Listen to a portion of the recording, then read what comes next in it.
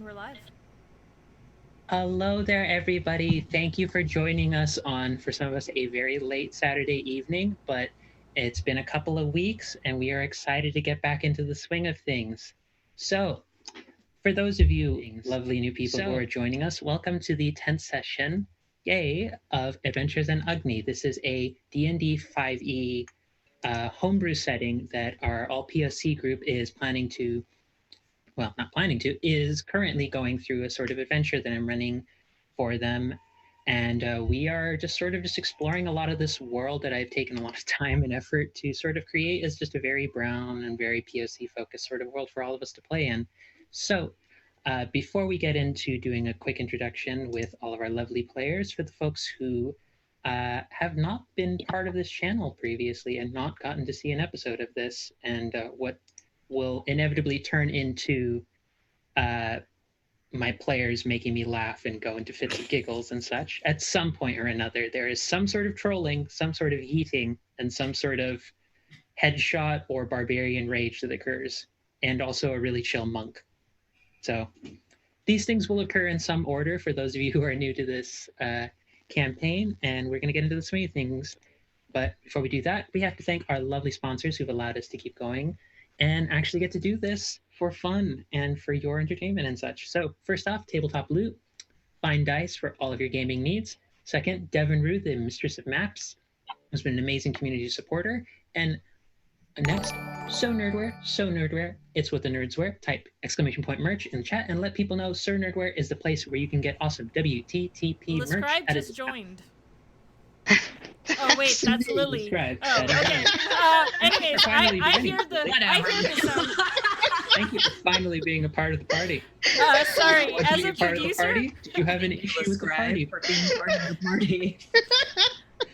We are off to a good start. Sorry. As a producer, I can hear all the dings when people subscribe. So if I go like, people subscribe. Sorry, I'll continue. No. We are going to, for our lovely viewers who are going to be with us for the next 3 hours, this is pretty par for the course in terms of giggle ratio to actual doing things in the world ratio. Like, this is about where we're at. But quickly, I want to get through also Patreon. Type !Patreon in the chat. If you want to support this channel and watch it grow, become an incubator for amazing artists, writers, and more in the RPG community, support our Patreon. If you want awesome bennies and want to support just a lot of the amazing folks who are doing so much different work around here, for example, myself and our own producer for this evening, Mariam, doing work on Musafir's podcast. Shout out to that because it is amazing. I've finally taken the time to listen to chunks of it, and I'm just like, this is great and hilarious, and I love the characters, and I'm happy. But if you want to get to know more amazing folks of the yeeting, trolling, and ridiculous variety, join our Discord. Type !Discord in the chat and be willing to join this amazing community of TTRPG enthusiasts, nerds, geeks, and just weirdos. We're all very weird, just really, really weird. That's the takeaway from all of this, if nothing else. But before we get back into the session and do a little recap, just want to do a quick round of introducing our players again for the benefit of folks who are just joining us for the first time. So let's do it random. Let's start with Lily. Hello, I am Lily, and I play Bo, who is a wild hunt shifter barbarian. All right, next up, we're going to go with the most bookish of religious folks and the most nerdy of nerdy bookworm clerics, Aleta. Hey, I'm Aleta, and I play a Saralath, a Fire Ganassi knowledge cleric. Wonderful. And our spooky bardlock of the session and campaign, Ant. I'm Anthony. I play Paya, a hobgoblin bardlock. Wonderful. And relatively new and hasn't been able to join us for too many episodes so far, but back from cons, back in stunning form, I'm certain, no matter how you do. I'm sorry. Hi, I'm Gemma. I play Lapu, a Furbolg monk. Wonderful. And last but not least, our quarterstaff eating lore wizard extraordinaire, Mariam. Hi, I'm Miriam, and I play Dee Dee, a sibling and a hobgoblin lore wizard.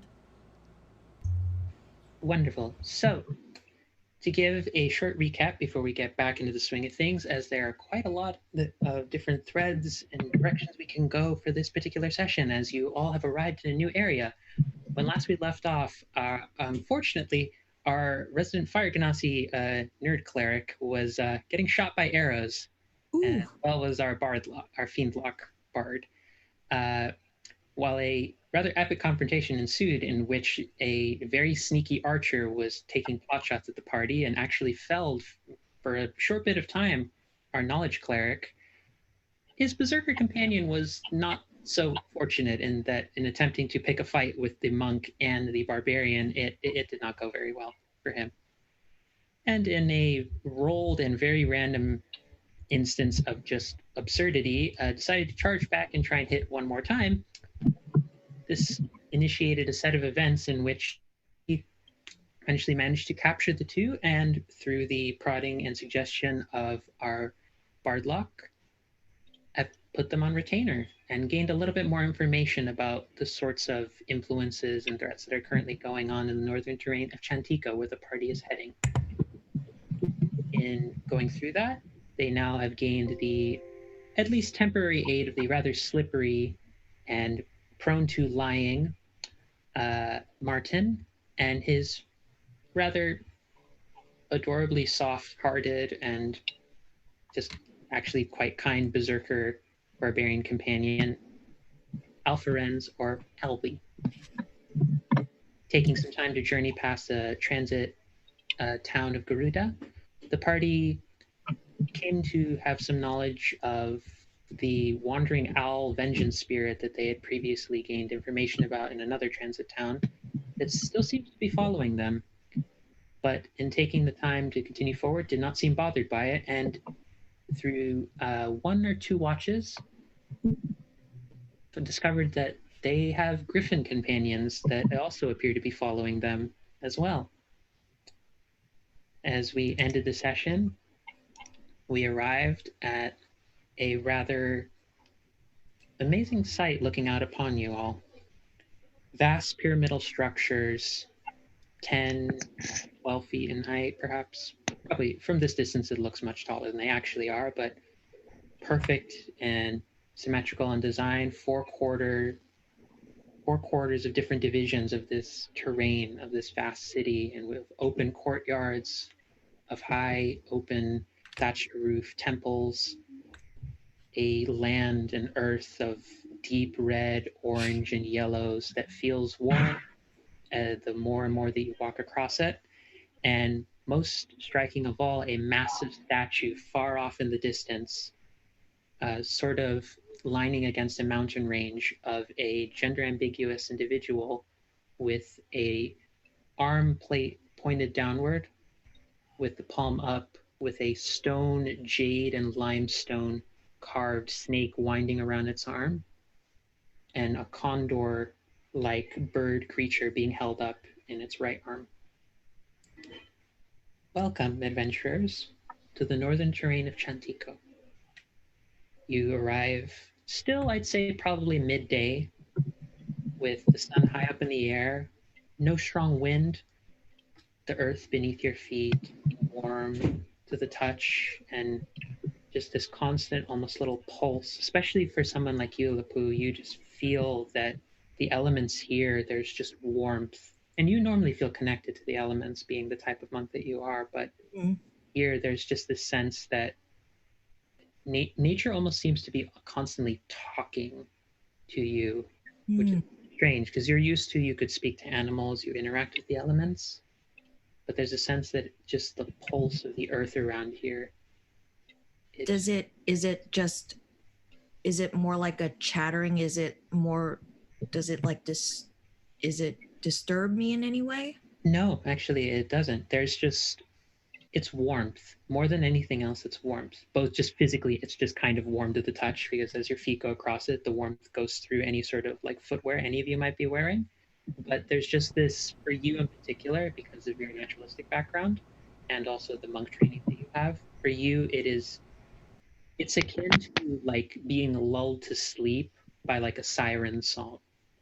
Not without any of the like negative associations with that. There's Right. just comfort and warmth as you walk through this terrain. And you see just again, it's a vast, sprawling city is probably the best word. It's not quite metropolis, as a lot of the area is not quite dense with people as you normally associate with a place like Backfire. And the streets look quite open, perfectly designed and symmetrical. And you distance, you can't quite make out all the figures or even all the individuals who are roaming the streets currently. But you have this city stretching out before you. It's still maybe an hour or two's just walk and journey away, but from what you can hear, it looks quite beautiful. So, party members, what would you like to do? How are our two new companions doing? Alvi looks a little uneasy. He seems like he's just very protective mode currently. Like it doesn't. He's not saying so, but he's just like every now and then, just like kind of like doing one of these and like sidling closer to Martin to just check on him. Because given the insight checks all of you rolled, you can tell they have a rather sweet relationship with one another. And Martin is showing it in the same way, but he also seems a little on edge. Like he's not particularly fond of coming into the city, is the impression you're getting. Like you don't even need to roll insight. That's just he's trying to hide it, but based off of the interactions you've all had with him so far, he just seems a little bit on edge. But yeah, what would you all like to do?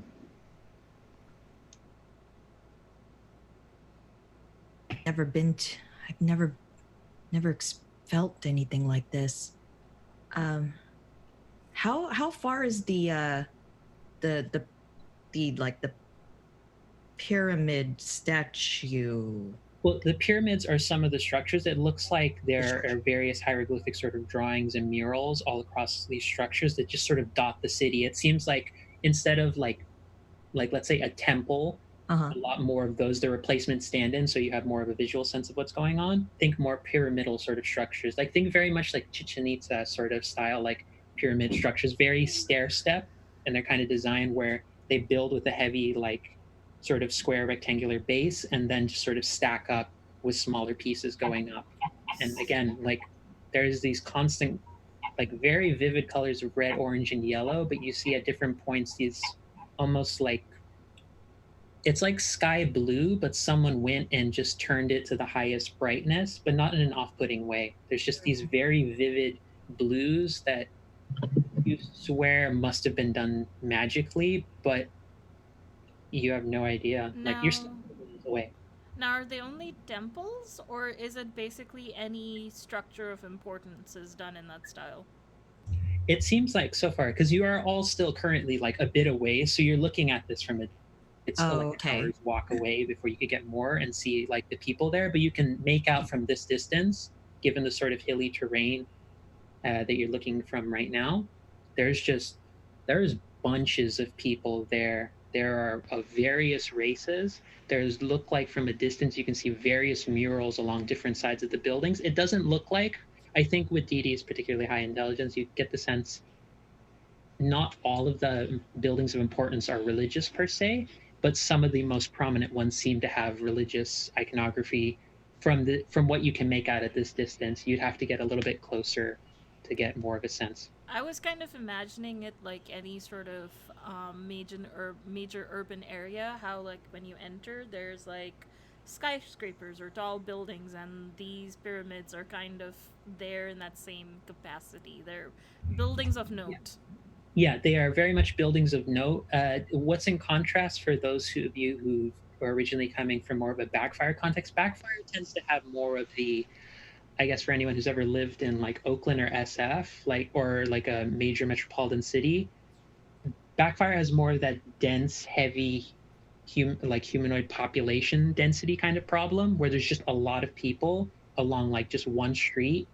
Here, the streets still have that kind of like they used to have street sort of open designs, but the design to everything in terms of architecture and urban planning is perfect. It's mathematically symmetrical, and just everything looks as though there's been the utmost of care to redesigning anything from the buildings to the columns to the way the streets are. And there's, in contrast to what a lot of Backfire has, except in maybe the lower rings, there's a lot of open courtyard places. And some of them have what look like raised platforms where people seem like, from what you can tell at this distance, they're speaking or there's maybe singing. And it almost looks like some of them are fighting.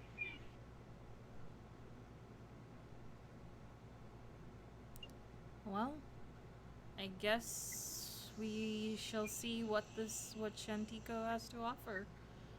And I think it has to offer a lot, as I'm like kind of droopy eyed because of all the like just feeling the like feeling / hearing the voices of like the elements come through the area. Do we want to talk goals, or do we want to just find an inn and sleep for a night? probably both. I mean, we need to rest for the evening, and it probably doesn't hurt to get some more information about where we are before we go try to complete any of our goals. Yeah. So the two people that we brought with us, they are familiar with Chantico, right? Yes, they have at least a passing or working knowledge of some of the sections of Chantico. From what you can tell from this distance, there seem to be 4 main composed a bulk of like what constitutes Chantico proper. And as far as you know from talking to them, they have a working knowledge of at least some of the areas. Okay. So like I guess we would want to find a place that, you know, is not like super expensive to stay. And like, since we don't really know how long we're going to be here, like, you know, possibly a place that where we could be like, hey, we kind of have like an open-ended leaving time. Right. I was hoping we could stay for a bit because eventually, if what the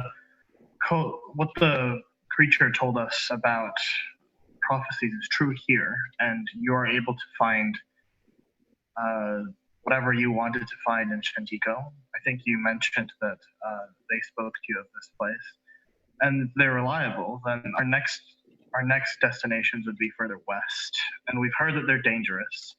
So my hope was to perhaps, if we can afford it, to put out some sort of job offering at some point, that some guides to the west might be appreciated, just as these two have helped guide us northward.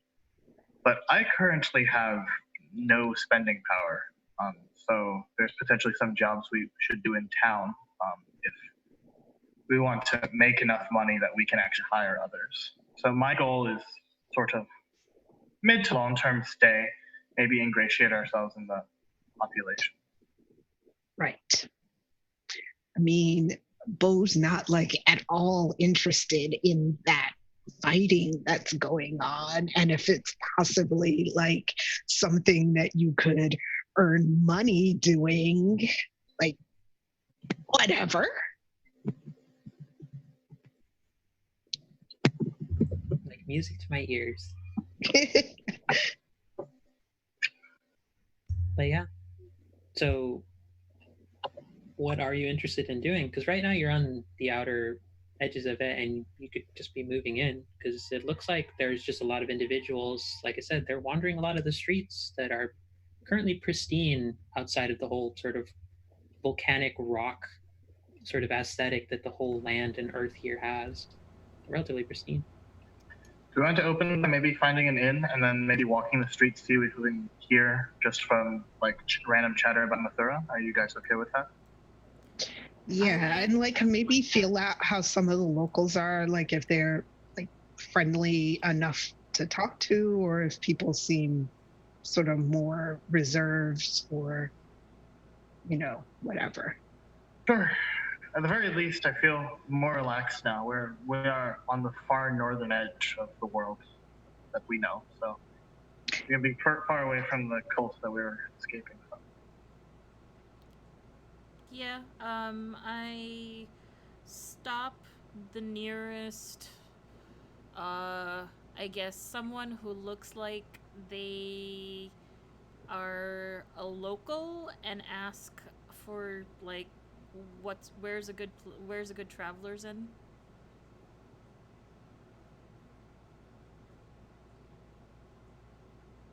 You're You're muted. muted. I realized that right as I started talking. I muted. So you're just looking to just talk to a random local and just sort of get a sense of where just a place to stay is? Yeah, a traveler's inn of some kind. Okay. You roam and get closer to the city. And as you get closer, you start seeing a variety of different races that, while not uncommon per se in other parts of Agni, uh, are quite predominant here. You see an exceptionally high amount of Drow, a lot of Shifter and Tabaxi here, and you see a variety of Ganassi, mostly fire and earth. There's an occasional water and air, but they're a little less uncommon. You see an occasional furbolg here, and quite a lot of goblins and hobgoblins as well. But you stumble upon, for anyone who knows what a palace cat looks like, they're effectively a giganto ball of fur, gray, almost like slightly yellow spotted kind of cat that like their actual body size is this much and their hair amount is about that much. But you meet a tabaxi, relatively kind of stocky kind of build, and seems to be has a whole bunch of like dirt stains and what looks like almost like for anyone who's ever worked in like doing construction or like doing like renovating a house, like kind of the dusty film that develops on clothing whenever you smash a wall down or doing stuff.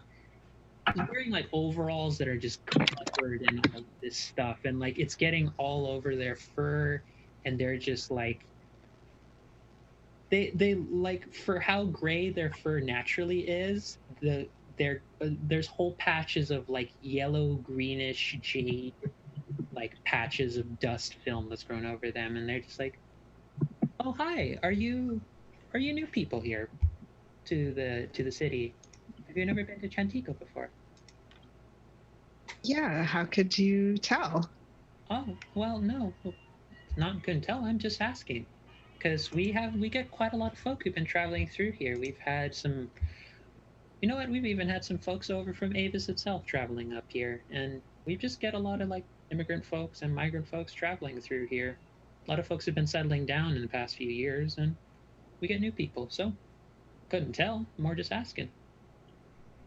We're looking for some lodging, possibly for a few days, maybe even a little bit longer. Let me see. Best quadrant if you're looking for consistency and comfort, nice little middle ground between those two. You might want to go to Cyrola's Haven. It's a nice little inn over in the Halfling quadrant over there. And yeah. Well, I'm looking for hearty meals, but I think my companions might have a different agenda. Oh, are you you're not a fighting type, are you? Oh, I absolutely am. How could you tell? You're definitely new to this city in that case, because Certainly not the axes on her back. No, not those. no, I feel like because I can't tell if that was a sarcastic question or not. here's the thing. As you've walked closer and along some of the streets, you do notice that there are, with some of the public platforms that you were seeing earlier, you can see there are people currently engaged in combat, like straight out fist fights with each other already. But people are cheering, but Oh, it's a little bit different than you're used to. I'd say for Bo, you've probably seen a lot more like tavern brawl kind of scenario fighting. Yep. People here are almost like not like rigid or meticulous about how they structure and like referee the fights, but there's this almost reverent nature to how some of the figures involved in the fighting are. Like you hear, aim for below his knee, you can knock him out, or hit him across the nose, it helps stun him a lot more effectively. Like there's like It's like- people just going back and forth Like- chattering about like like- way Is of it how like to fight. WWE going on or something? Basically, like people and here's the thing, it's not like just fists and like leave bruises but like no actual like lasting harm. Like you turn after like this tabaxi is talking to you, and Bo, I'd say probably because you're paying attention to most, even though you're trying to talk to this person, you just see a tooth go flying out of someone's mouth as someone just like a really beefy halfling picking a fight with an orc twice her size, and you just see her jump up and like sock someone in the face and knock out a tooth from the orc. Awesome. I Can feel like grab the tooth. Lapu is a bit curious and kind of overwhelmed. I don't think they've really seen like experienced this much open fighting before, and then all the tips and hints that are going around, like fighting is very like almost spiritual in nature for them. So they're just like kind of looking and going, what is this? What is this? Yeah, and so the tabaxi sort of like leans closer, like does like one of these, does like the salesman lean in Oh, towards you, Bo. But less, not creepy. Let's make it clear, not the creepy like hitting on you kind of, just the, like, yeah. buddy, let me show you around kind of one. Like Not more that kind of- lean Right. Yeah, So and it's like, Another lean in. so what you have to understand is this is the warden's domain, and points in the direction of some of the columns, and you see along certain like baseline structures for the pyramids, there's hieroglyphic writings just detailed all over that. For anyone who speaks either celestial or primordial, you're able to read the text even more. But there's I also speak both. Bo's gonna look at DD. Oh, Yeah. Asalah. No, I speak both of them. Okay. No, you just see detailings of this very strong, like what looks like a mixture of almost red, orange, and yellow crystalline bits of armor mixed with, of all things, a spider silk, sewing together threads and patches of greaves and armor. This figure detailed throughout different aspects of the iconography. It's like, this is Cord's domain. Cord is who we praise for strength and courage. And Cord, a real nice way around here to get in good favor, both with folks and just with the clergy and such. Show you got some skill in the fight. Folks like that here. Don't just go and sock someone in the face though. Oh, so it's more like a performance than it is a straight up brawl. Here's the thing, it kind of is, but I don't know. I see a brawl. And it's I like, see I teeth. mean, you know, even something choreographed still has the potential for injury. that's kind and like leans in a little bit closer. It's like, you're getting it. I see teeth, That's the point. and I hold the tooth up that went flying. It's And- lovely. Where did Half you a beat get later, that? you just see another tooth fly into. Oh, now it's properly teeth. But yeah, they just Don't you already have a spell to create teeth? I sort of look down and I say, "Yeah, about that." Yeah, that part. Because do you say this in character or out of character? Okay, yeah, I say No, that was in. Bo. That was DD also. So, as you say that, the Tabaxi gives a little bit of a curious look, but responds sort of with a shrug and is like, so you might want to be a little bit careful. Yeah. Also, apologies to the background noise. Actually, this no, is perfect for this. Now that you think about The it. fight. Yeah. Woo! But actually, Kind of on theme now. yeah, you see the Tabaxi kind of like just get a little confused for a second and then adjust and is like shifts a little bit their attention over to you, DD, and he's like, you might want to be careful with that element. Some folks might think you're going the wrong direction with some of your necromancy studies. We have nothing against you if you happen to study that, but just be mindful. You might. What did these have to do with necromancy? Oh, that's a component for some very older styles of magic. But Hmm. I uh, didn't even think about that. I was just thinking about, and I described the incident where I was tinkering with a spell, and instead of Zone of Truth, I got Zone of Tooth. huh? You're an experimenter with magic. Of Do I got that? sorts. I'm having a hands-on education. You get along with a lot of the folks around here as well for that. Of course, not just about physical strength. You got to develop this up here too. Knowing just how to beat the ever living shit out of someone's great. Knowing how to do it well and practically and efficiently, even better. Or just knowing how to use magic really well. It's kind of Are- a thing we build up here, and just sort of points towards a couple buildings out in the distance that I'm going to say, to the discerning eye of two giant nerds, is very clearly a library of some sort. What is it, anime eyes of, like, instead of dollar signs, you see books? But yeah, to answer your original question, my delightfully wonderful, combatively interested friend turns attention back to Bo. Cyrola, good spot, good hearty food. Honestly, if you're looking for food, we do that pretty well here. We got plenty of bakers, plenty of nice cooks who've taken the time to travel and share their knowledge here. A lot of folks who get along pretty well here in Chantico.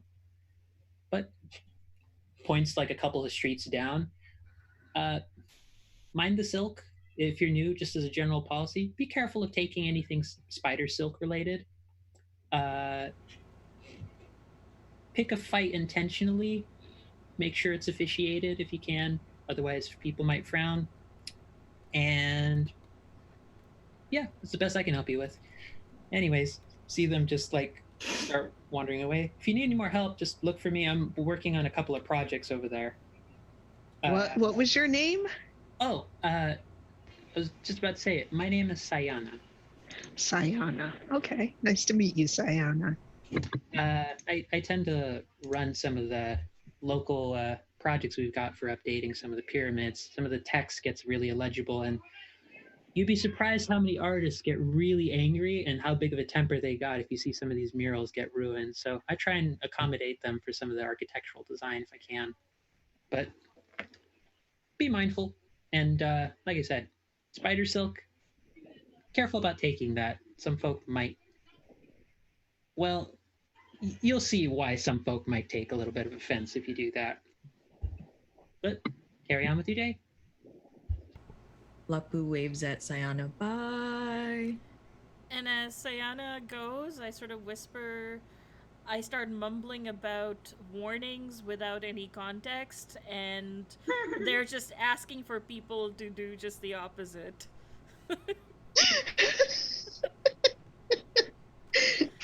Because now I'm just like, but why? What's wrong with the spider silk? On that note, I would actually like everybody to make a perception check for me, if you wouldn't mind.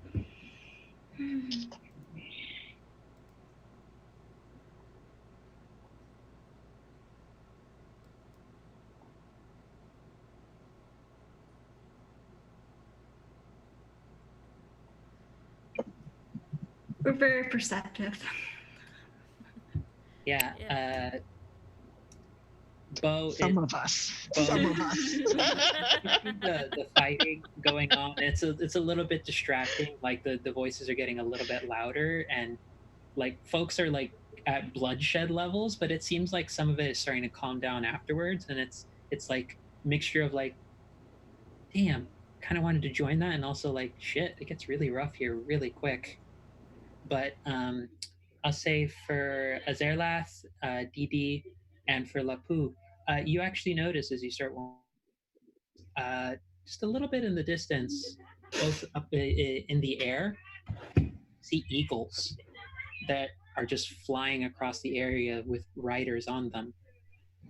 But as you're looking at them, the size seems a little bit off. They're giant size eagles, and they're feathering seems a little bit different than some that you've seen before. There's this very distinct, almost like, imagine like powdered, like kind of gold dust trim to a lot of the feathers, and sort of these patterns of like red orange that just split right down the crown at the top of feathers of yellow and red. And Are they phoenix colored eagles? O's. so there's that. Wow. But the thing that's also somewhat striking, and you get the sense of why they were saying the spider silk might be taken as offense, is as you're going through some of the streets in the direction towards the halfling section of the city that they spotted, you actually see drow all throughout as you're some of the streets. But these are not drow that you are used to seeing. Most of the drow that many of you have encountered in your life tend to be relatively humanoid in shape. The drow you are seeing in these cities have more eyes than you are used to. They have spider-like eyes, and almost like their hair, while retaining the very characteristic silvery tones to them, have this sort of white spider silk kind of like intensity and thickness to them that they sort of wrap into various kinds of braids and plait and occasionally buns as well. And coming along through a couple of the streets, you see at some points as you're about to turn a corner, you see some drow just walking, and then you see some drow that the best way to describe it is scuttling, because the lower half of their body are massive black arachnid forms. So, like the stalk from Saga with the multiple eyes at the bottom.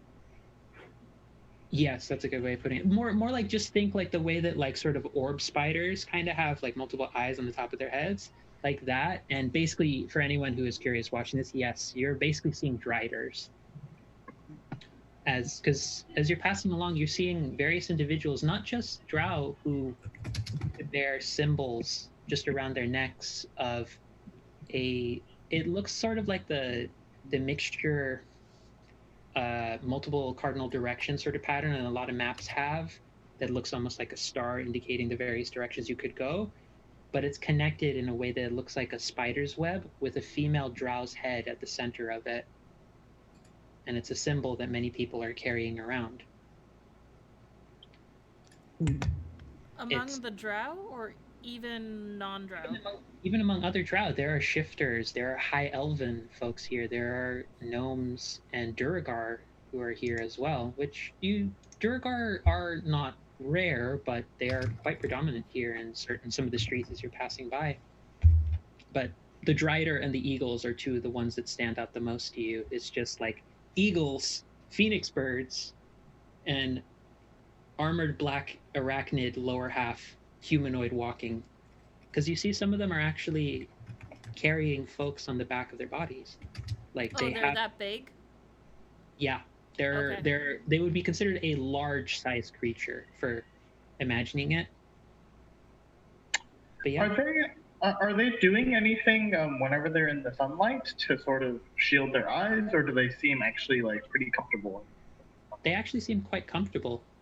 Okay. But you do notice that there is along some of their foreheads a sort of,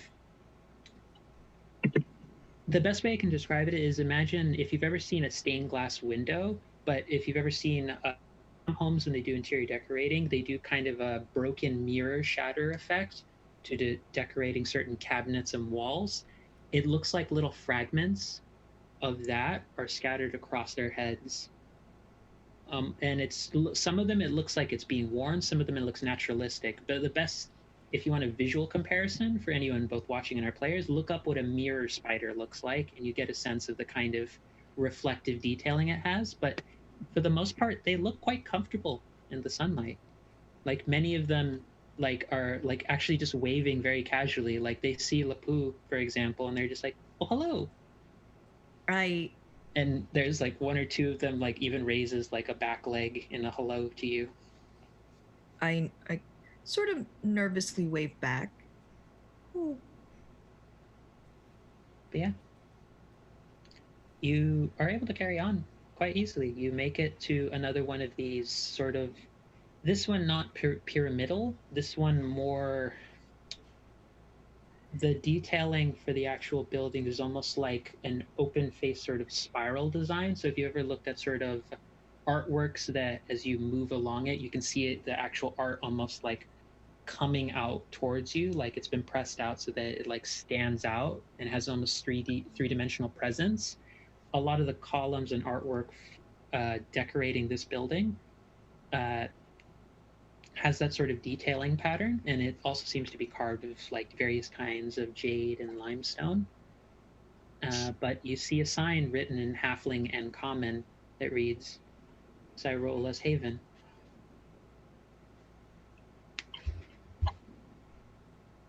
Suppose we're here. Anything you two have heard about this place? And I'm going to turn to the Firbolg now.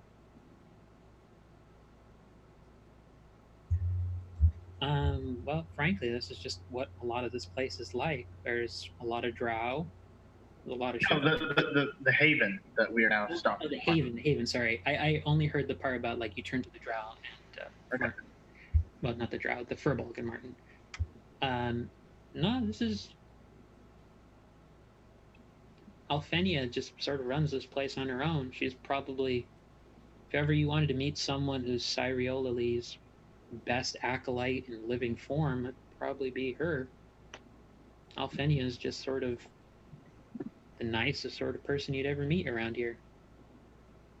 All right. Was, by the way, how much was true about the I forget his name suddenly. The Dragonborn like control of people coming northward, because it does seem that they have at least a familiarity with immigrants coming in still. That would have to be something that you'd have to probably poke locals, or, for example, the inn owner a little bit more. Oh, sorry, in character to Martin. How true was the Mathura's, or how complete, I suppose, was Mathura's control of the border? Because the person we talked to seemed pretty comfortable with immigrants, and the people have been waving to us, so it doesn't seem like we're an on-site. Is that a recent development? It's quite recent, being quite honest to you. Like, you have to understand, folks trying to invade or occupy an area don't just do it like overnight. It takes a while, one. And two, folks around here are pretty accepting of folks coming in, of like immigrants, migrants, communities. Like, ever since that thing, and he points towards the statue, was a lot of folks attributed a big flood that happened here. People survived by Lul's blessing and Cord's will. Ever since that happened, people have just generally taken a lot of given a lot of thanks to Drow communities and a lot of the halflings who moved in for bringing in support to folks in the post-eruption era after the volcano eruption happened. And frankly, so a new group coming in, isn't that weird? It's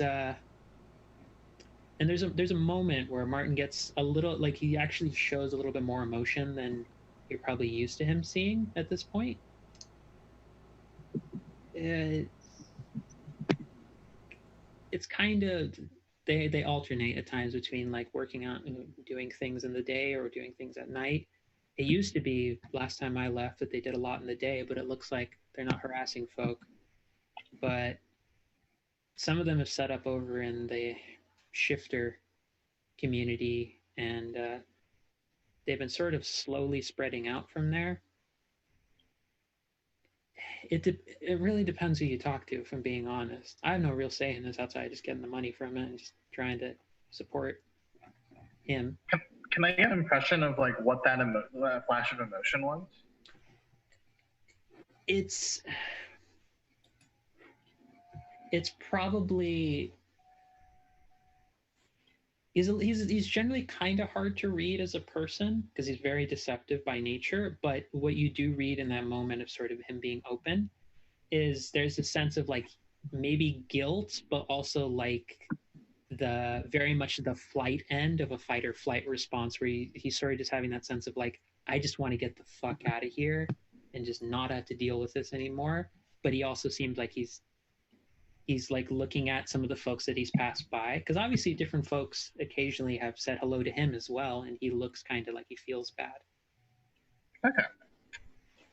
Well, I guess let's get settled first before anything else. And I'm going to head inside.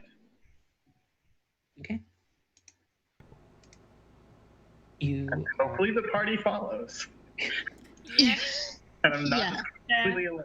Yes. no, there unless the party would like to go after the Driders and all of the libraries, because I would not put it past the two nerds of the party to go and do that. I mean, we should get settled in the inn first. Yeah, we don't want to be dragging all our stuff.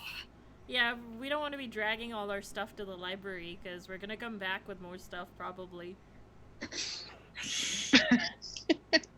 Some of us will come back with more stuff.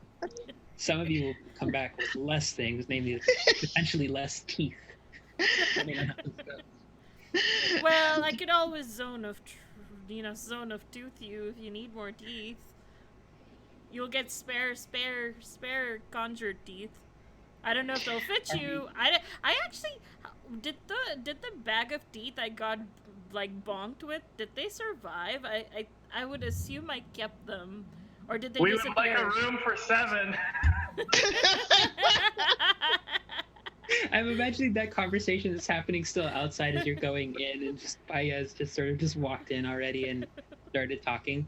You see a relatively squat rock gnome, kind of like strawberry blonde hair, very deep, very sun-baked kind of skin, very vibrant brown tones, and just wearing almost like a very little like cozy apron. They're like, "Oh, hello. How many rooms did you say that you needed?" As many rooms as you think is appropriate for 7 people. 2 of them are involved with each other. Oh, well, that's rather kind of you to try and think about the little relationships that these people have. It's so delightful. Like, come here. Let me take a look at you. She just sort of hops off of this like high chair, because she's at about your height with the stool, and she's dropped down. She's like 2 feet 2 max, so like she's like staring up at Lapu. She's like, "Oh, aren't you a tall one? Come here. Let Cordelia take a look at you. Come on. I'm like... Can't hear you. Wait, Gemma, can't hear you. You're muted right now." I thought I unmuted. Sorry. No worries. I kneel down and oh, hello, and kind of just going, yeah, I get this a lot. Starts doing the like, oh, okay, every PoC grandmother like sort of thing of just like that. It's just like you like almost like the tiny little like slaps across. Oh, You're adorable. You're so wonderful. Love you to see more furballs coming into here. You're so tall. And thank you. Mm-hmm. It's a good thing you're not wearing braces. I stand up. I'm like, whew. Ah, yes, Alpharons, I see you've returned. And oh, Martin, it's so lovely to see you again. Oh, it's just lovely to see. I just love seeing couples together, and they're just so wonderful and cute. And oh, I love having couples get back here. She starts busying herself back to a back room, and she just starts pulling out like a little tiny sort of black obsidian piece of stone that has a slight arcane rune on it. But it's basically, think of this as a fantasy equivalent of a key card for a hotel room. It's just an arcane rune version of it. She's like, here you go. I'm actually really fascinated by the obsidian, but I have sort of an out of character question. Is the lore slightly different in your world where obsidian is used for other purposes than necromancy? Because that's how it's been, but also I know it may not be the same. I would say the best way I can answer that in terms of what Edie would know Yeah. both I would say roll an Arcana check for me, but roll it at an advantage given your scholarly background. Okay. And I can tell you, the basic answer I can give you is yes, it is different. There are more uses. The extent to which it is different will depend on your check. I think it was more of a, would Dee Dee be surprised, or is that me, the player, putting my own baggage in it? I think was the question. Both. Okay. Well. Never go for a single. There's always buy. The buy answer is far more. Jeez. How did... I have expertise, and we just bumped up, so I have 2 more now. Dee Dee, what the fuck? I don't have words for that one. Okay, so, Jesus, I will say this. Yes, it has been used previously as a conduit for primarily necromantic purposes. However, what you have heard more recently is that, and this is because, I'll say this comes particularly because you are more of an independently or on the road traveling sort of scholar, as opposed to a primarily academic in an institution scholar. You have heard that, in contrast to a lot of the formal documented, like textual, like written history accounts of people talking about arcane focuses and practices related to the study of magic as a whole, obsidian, particular, and a lot of very related materials and minerals that were actually produced in the northern terrains were often used as the actual first studied materials to react well for the purposes of magical experimentation and the development of magic spells. A lot of people in Backfire will say that that's not the case, that they are the first form, that especially somewhere like the first Kiln Academy that you studied at was the first ones. But from what you've heard from this is basically the equivalent of all of the QT-PoC academics doing the actual like decolonized like history work are like, actually the North had it first, and most of them came from more rudimentary or more complex but less formally written down practices of magic and experimentation. So Cool. basically, this is the decolonial version and starting point of arcane focus practitioners. That's what with that high of a check. Like, but you haven't seen people using it that openly, like ever. This was just supposed to be like stuff Dee Dee would probably be like, that is really cool and not what I was used to. But you would be very surprised to see someone using it that openly. Yeah, when I see that, my eyes widen. But I assume this entire conversation we just had was sort of me in my head. So my reaction to it after that would be more of a, what are you doing this evening? I was wondering if I could talk to you about these, and I point to the runes, the obsidian runes.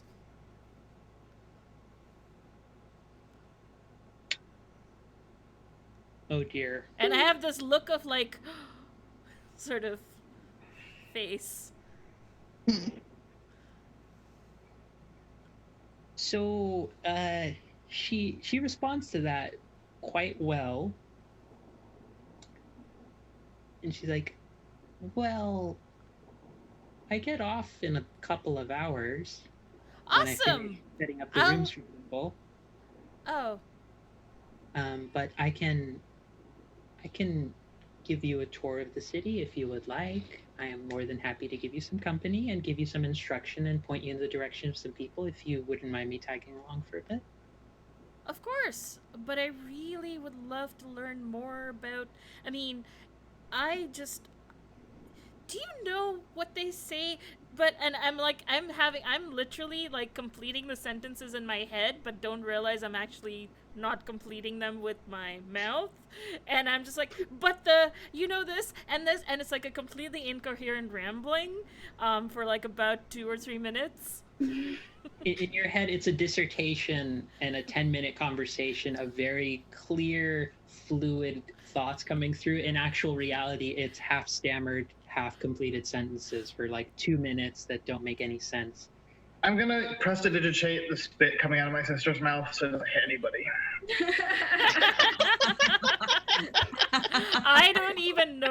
that going on. I'm just like so like fascinated by the obsidian runes. Oh, another magic user. Yeah. I mean, I had to leave First Guild due to personal reasons, so I really miss studying, and I try to learn where I can. Like I had said earlier, I'm sort of a hands-on person. I like to get my hands on things and play with stuff and just yeah. You're a hands-on learner, you say, and she just sort of like leans closer to you, like, and mind you, because she's so short, like she can't obviously like reach your shoulders or anything, but it's the second time in one day that you've seen an individual getting like one of those like very gleeful. This one seems a little more forward. I am so excited. I like at this moment, I am just so excited to be around people magically inclined that I have all of these cues just over my head. She's like, well, I would be happy to lead you around the place, and wonderful. See you at 7, and I go off to my room.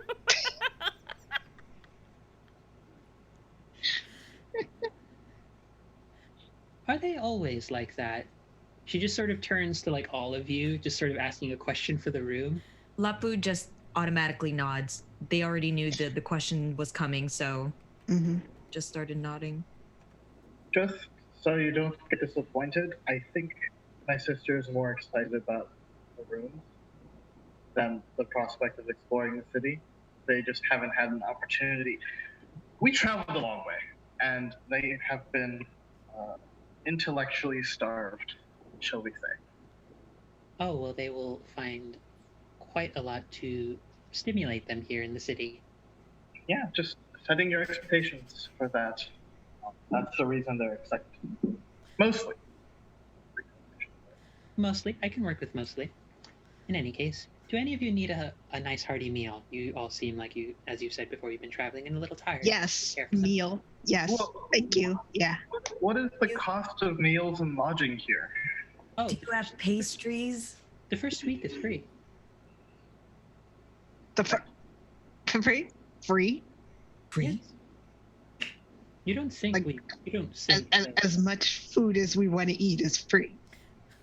Yes. What do you think that symbol up there is meant to be? A symbol for merchants? What a symbol of hospitality. And you see her like point to a symbol above the door, the archway that you just the doorway that you just passed, and you see a symbol just hanging right above there, and another one sort of carved more intricately into it of an open doorway. That for anyone who's interested, you can make a religion check to see if you recognize the symbol. Ooh, I already left. I want to. We should stay here forever.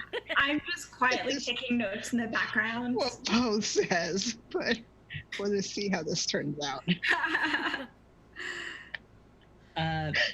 Lapu, you actually recognize this almost immediately from some of your travels among some halfling folks who you did at one point during your time, your initial training as a monk, actually have some mentors from halfling communities, and you knew that some of them were, outside of being the most surprisingly agile and effective in combat, also were some of the best bakers, artisans, and cooks. And That's how I got my pastry obsession. This is a symbol to Cyrolali, a halfling god of hospitality, friendship, and essentially care. I like this one. Yeah, and essentially, and the three of you pick up on that either from different texts. I would say, Azarlath, yours is just like, I will spell it out because it is a bit of a mouthful.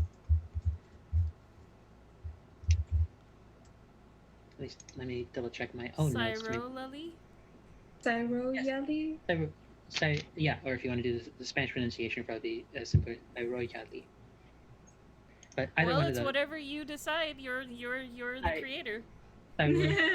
Yep. Cyrolali, Cyroyali. or shortened Cyro, a halfling goddess of hospitality. She sort of continues on. You don't think I managed to the nature of just charging people money? We take care of each other here in Chantico. And I do this, and I am supplied quite well with other things in return. And you poke into the back room, and you see a.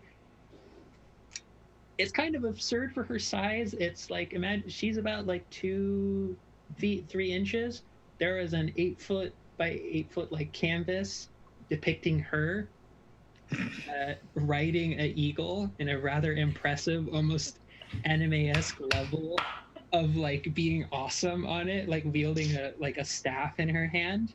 Like those heroic portraitures of like like Greek gods or like. Basically, yes, it's basically that. But you see a lot of like, for anyone who reads halfling script and hieroglyphics and stylings and artistic work and themes, that is very halfling based. But yeah, she just sort of gives like a very, like when you bring up like how much does it cost and all that, she almost seems offended that you asked. He's like, no. If let's solve this. Who is hungry and who wants a lot of food? Me. PoC says immediately. She positions herself between the two of you, grabs both of your hands, like one grabs the right arm, one grabs the left arm, and just starts leading you into a small little dining room on the side of the inn. Okay, see everybody in a week. I follow as Bo says, see you all in a week, and I'm like, I do want to eat too, by the way. I follow too. You just hear pastries. It's not as much. Once I drop everything in our lodgings or whatever, I come and I look for food and I catch up eventually. And you are able to have a what seems to be actually crafted by her own hands. Like you see occasionally, like she's running back and forth. For a very squat little gnome, she's got a hell of a lot of like roadrunner levels of like zooming back and forth between the kitchen and making sure she's refilling drinks and what have you. And it is a bountiful first meal that you have arriving in the city. You smell. It takes like a couple of hours, even with sort of magical tinkering with her food, but eventually she brings out this huge sort of baking tray that has pork, but it's been slow cooked for several hours, far more than you've actually waited, with a mixture of sort of sour oranges and been heavily salted to sort of help it last for a lot longer. And it's just been cooked for what feels like 12-15 hours, so that it's crumbling apart as you begin to like get in, like just any sort of eating implements, or just get it with your hand, because I'm assuming maybe Bo is just going like I mean, she would use utensils if they were there, but also, some things don't need utensils. But yeah, that's the sort of bulky part of it, the main meat, but you also smell very rich, fresh coffee from what smells like local bean. It seems like the brew in it has come from local beans. She offers an additional, very sweet kind of drink that when you see the rim of the little cups around it, it almost looks like these pressed. It's like in the range of magenta, almost black, but more like with magenta coloring, sort of pressed flowers mixed with bits of sugar and cinnamon and water. Woo! For any of our Mexican viewers, this is Jamaica. Can you spell that out later? I will spell it out right now because Okay. it is a delicious thing that you should know about. Oh, yes, I think I might have had that. Jamaica, but you see that you see her carry out like this big pitcher where you see a rim of flowers, and at the bottom of the pitcher they look like they've been dried out and pressed in order to help flavor some of the actual water that's been mixed with sugar and cinnamon and such. And she also brings out one additional little side dish that's a mixture of these bits of rice, bits of black bean and chili peppers in it. But you also see a very thin film that looks almost in the range of spider silk, but it has a little bit of a deeper jade green color, and it's just dotted very small little points among the rice dish. And when she sets it down, she says, "Now, I would be very careful with that one. That is a bit of a local delicacy. I don't know how well your stomachs are with dealing with most things, but it packs a little bit of a punch. But if you would like to try it, I will not begrudge you. I will go get the bucket just in case." Is that spider silk? We were told not to touch it. No, silly. No, we use Okay. spider silk for helping make armors, for helping deal with wounds and tending to different things. We magically enchant that, and also, it's an item of respect here. Lolth is quite a good being to have blessed the area. No. That's spider venom. Wait. Oh, Yep. I almost do a spit take of the Jamaica. Whose hand was already there, and then it was just like, yeah. My apologies. I should probably explain. So, some of our more adventurous, and she does like a little laugh, like she's so proud of herself for coming up with that for some reason. Some of our more adventurous cooks and bakers like to experiment, and we found that occasionally, out of character, think of the pufferfish kind of principle, where it's like it's a dangerous kind of thing. Where Okay, it's a very okay. delicate, delicious thing, but prepared incorrectly, it's terribly poisonous and could kill you. It's along those kinds of lines. Okay. Like she explains. It's a delicious dish, very tasty if it's prepared correctly, and it helps actually when it soaks, when the chili peppers that are in the rice dish soak into the venom. It actually amplifies the intensity but kills off the burn a little bit earlier. So there's very flavorful, but not as hot. Basically, Okay. it's Like what dairy does. this The is a very- spice. this is a very bad comparison, but like it's the difference between like getting high on a substance that lasts for several hours versus something like salvia, which is a much more intense thing for like a shorter period of time. For anyone who uses substances and is aware of those things. For those who are not aware of such things, it's basically higher impact, shorter period. And a lot of here, it's actually been made for some of the tastes of some of the older Drow folk here who still want to have the intensity of the flavors but can't handle spice for as long anymore. It's designed for some of the older populations around here. Okay. Folks, just because we're getting old doesn't mean we don't want flavor. I look to Azerlath and ask, do you have anything prepared in case any of us get, under the weather? Pretty sure, yeah. Okay, and I just dig in. I want to try one. I mean, yeah, like Bo definitely wants in on this. Yeah. Whoever's trying it, I need a Constitution saving throw. Okay. Okay. Saving A throw. saving throw, not a check. Saving Sorry. throw. A saving throw. Okay. Because you are trained in Constitution. Ooh, okay. Woo! Uh-oh. Is there last trying it? No. Okay, no.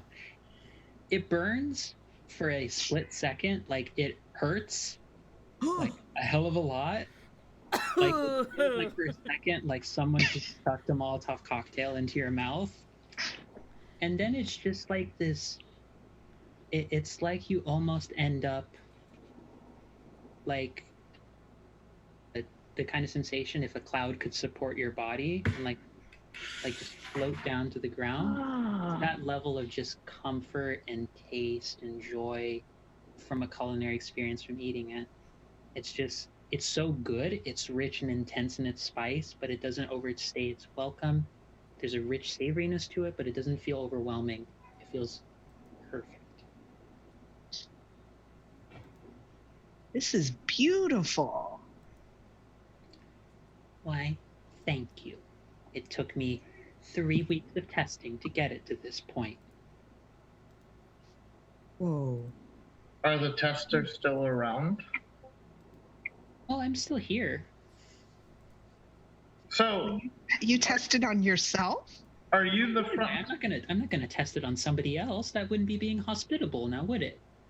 So are you the front desk and the chef and the waitress of this establishment?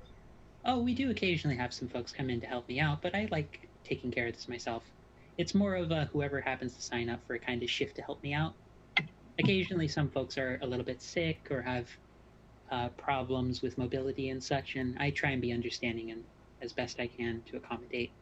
And frankly, I wouldn't have much else to do around here if I wasn't doing this. I get very much company, but it's nice when new folks arrive in the city and just sort of like doing like one of these, like just like on the table in the direction of Dee Dee.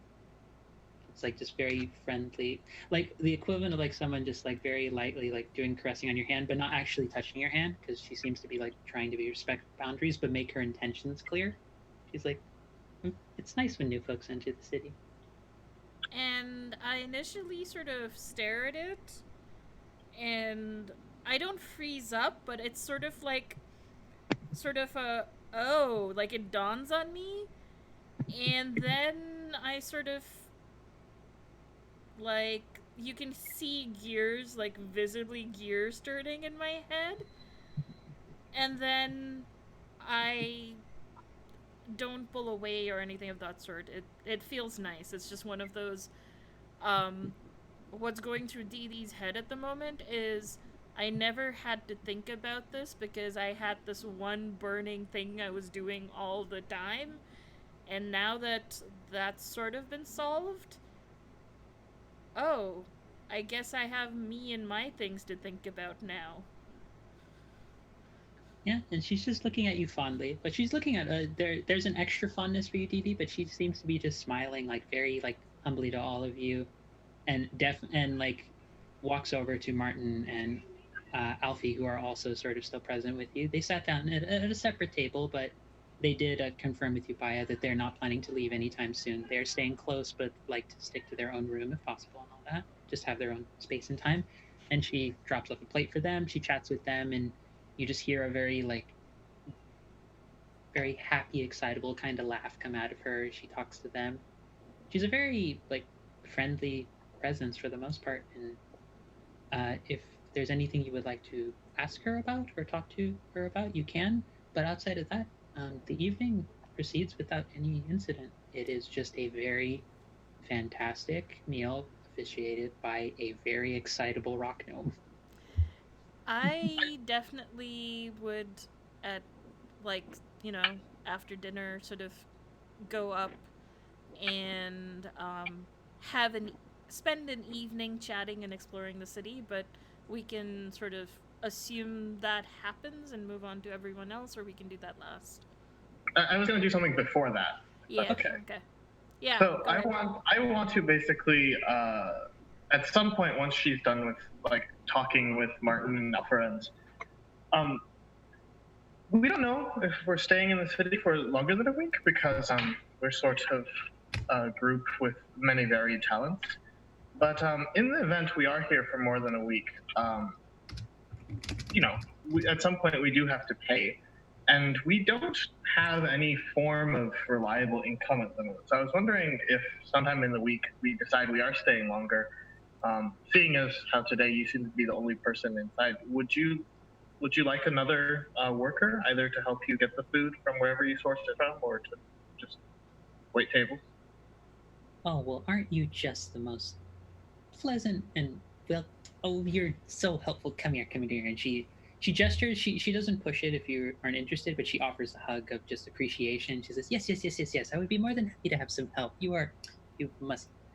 Oh, Cyro must be so pleased with me getting new people to indulge in her faith's best practices. I'm so excited. Haya hugs her and dies inside.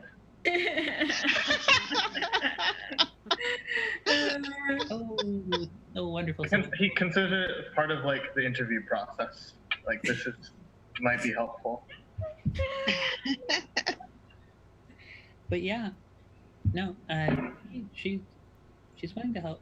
She appreciates the help, and she is willing to help you see that like she has a main like sort of pantry room. She keeps a lot of her main stocks, and you see that for the actual pork and meat that she's used. She actually has a salting method that's allowed her to help preserve a lot more of the like pork and meats for longer periods of time. And she's using sort of vinegars and other materials like that, and just a little bit of just natural arcane shenanigans to just sort of make it last just a little bit longer than it should.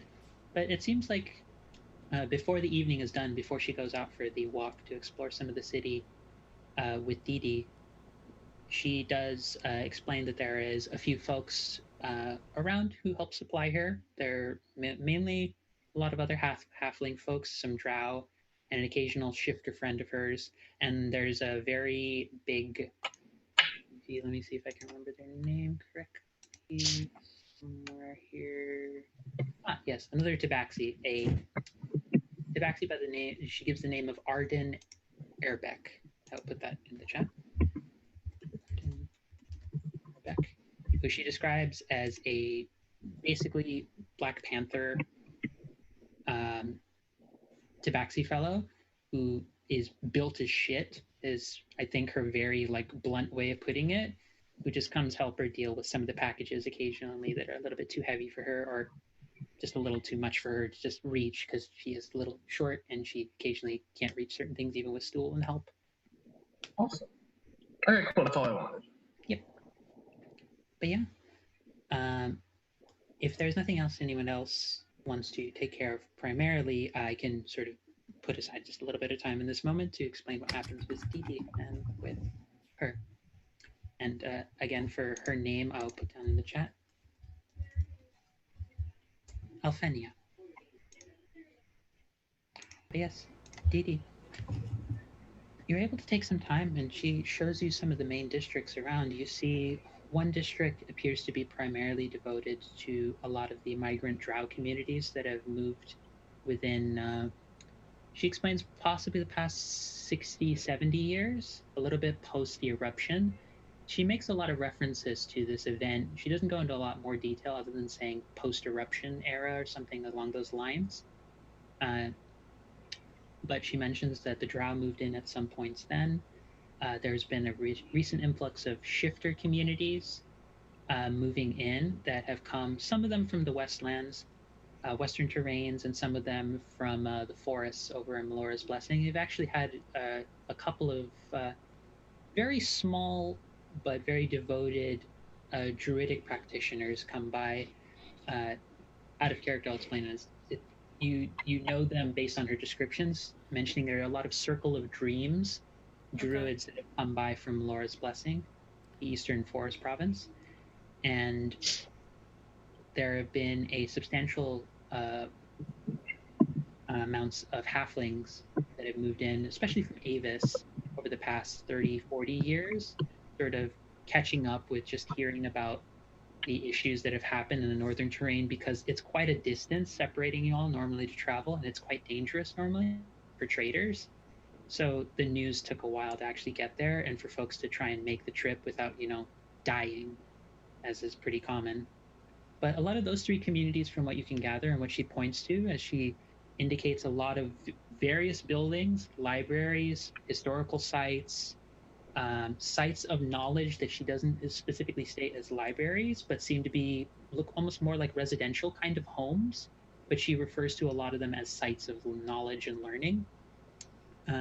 So are they? I ask a little more about that. I ask, is it more like a family home, and they have their own personal libraries? I've heard if Backfire had like sort of a noble or a royal district or whatever, there might have been stuff like that, perhaps. Well, you have to understand, dear, and she sort of like nudges you close, like she's not trying strongly to like get to holding your hand, but she's like trying to like not. Over the process of the evening, I get a lot more comfortable and relaxed, and I'm actually enjoying myself, and I am also sort of leaning in as well, and sort of like almost like fairly like very like as if we've known each other for our entire life, sort of relaxed. No, but she explains that you have to understand you seem very knowledgeable about the things that you've studied, but and she sort of points. I imagine Dee Dee's the kind of person who probably keeps at least a notebook on hand, Yep. even when you like moved all of your books. Like you seem like the kind. If I have enough time to get Unseen Servant, there's the Unseen Servant taking notes for me while we're talking. So there's like a book and a quill midair, just taking notes. And she says, that's all fair and good, but you have to understand some of the history is not always what is written, if that makes sense. The history is sometimes best in those who've lived it, those who've been there, and those who've spoken stories multiple times and managed to keep it going through family lines. And you get the sense from how she explains it that there's nowadays more of an even divide of transferring over what was previously in the era before the eruption. And again, this is a big event she keeps referring to, where most of the historians of the area were very long-lived folks of very long-lived races, or were folks who were of, let's say, druidic bents who tended to gain the ability to have long lives that would practice varying different styles of oral history. So a lot of what the stories, the nature of events and such that's been passed down is in the hands of people, of various humanoids. So there are a lot of textual sources of like knowledge and the study of magic here, especially some of, from what she explains, origins of magic that don't line up with what you've learned so far during your time in Backfire. But part of what that means is that when people get older and start being unable to remember or have difficulty in their range of ability, the community, for the most part, especially in the past few decades, has organized to try and start making sure that their end years are more comfortable and to pass down that line of history more easily. There's a sense of like, I'll put it to you this way: if a Zarelath is like the book nerd of like, this is books, it has so much shit in it that I need to just make sure is documented safe, and like the biggest thing that would like ruin that would be like if this all went up in flames. The worst thing that could happen, the equivalent, is for certain folks to just not be taken care of. There's this sense of valuing life and strength of mind and body, but not to an extent of being like they're useless now, but to an extent of like, no, they are always valuable, no matter what their range of ability. There is always a sense of these people have brought so much to others' lives by the stories they've told, that they need to be taken care of. I sort of listen to all of that and I ponder and I say, I wish I had something like that. In fact, can I tell you something? By all means. I knew what I was doing all up until a few weeks ago. And now that this thing I was working on, now that I think it's finally done, I'm not sure. I don't know what to do. And I now am thinking, is that all my life is? Or is there more? Or maybe it's time for me? I don't know. I'm sorry. I'm just rambling. Sorry. When you keep carrying on the thread, she snaps her fingers, just very faintly, and you see a little just puff of arcane sparks that just sort of disorients you for a second. Nothing like hostile, but just sort of like snaps you out of like snap starting you to out. get the thread. Yeah, like literally snap you out of it. Yeah. But that happens. She's like, "Dear, nobody's gonna know their purpose, like for all of their life. I've lived about 200 years already, and I still don't know my purpose all the time." But, and she sort of looks up. A lot of folks here, they look to the things that keep them safe and warm and comfortable, that remind them of people caring about them. Syro for me means I find purpose in caring about others.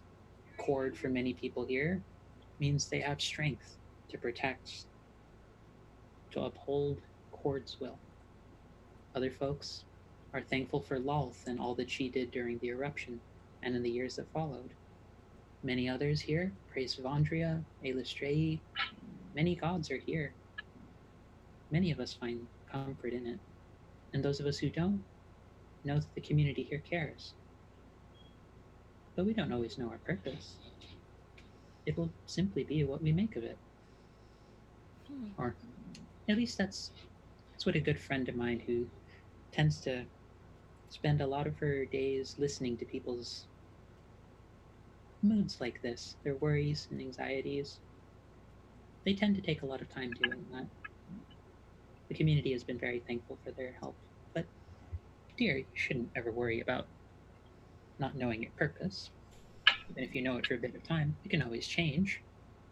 The only thing you should try and do is be hands-on about it. Don't just let it lead you. Figure out what you want to do and try and lead yourself there. Yeah. Faith is nothing, not practical. And faith is nothing if it's not at least gives you some space to have agency. I've never actually had to think about community and caring or anything. It was look out for the people in your life and make sure they are taken care of, and don't trust anyone.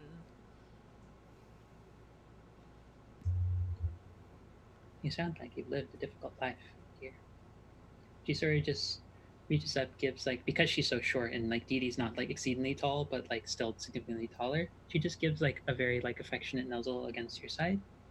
No any intimacy beyond that. Just a sign that she's being affectionate. And I sort of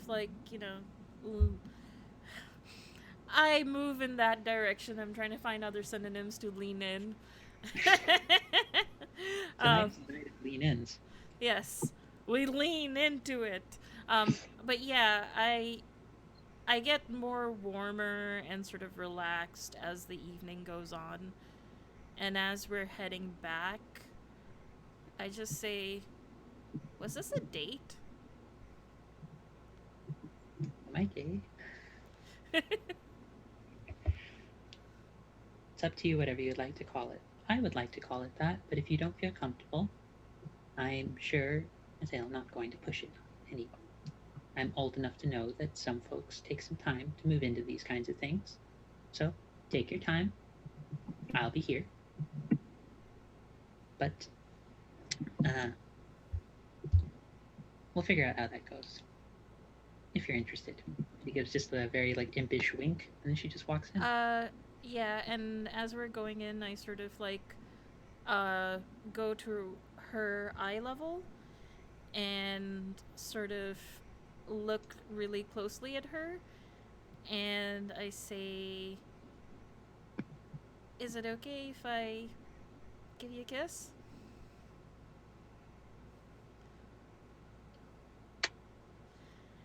Yeah, and then I go in.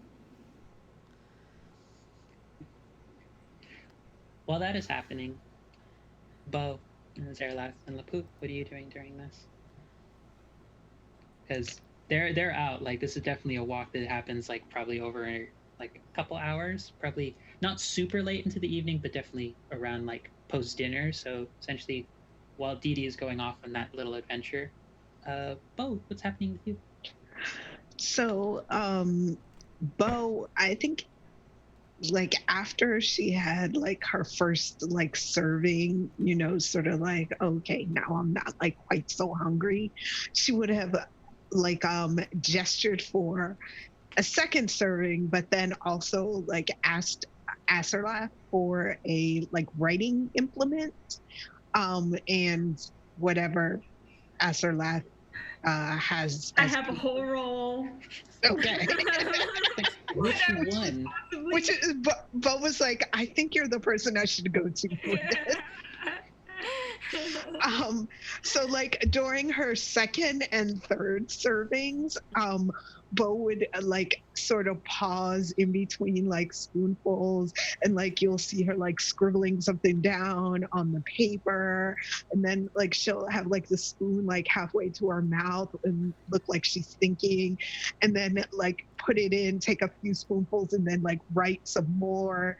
So then by the time that she's finished, like it like looks like she spent like all of dinner like scribbling furiously on this piece of paper, and it's like full of writing. Like the whole page is filled up with writing.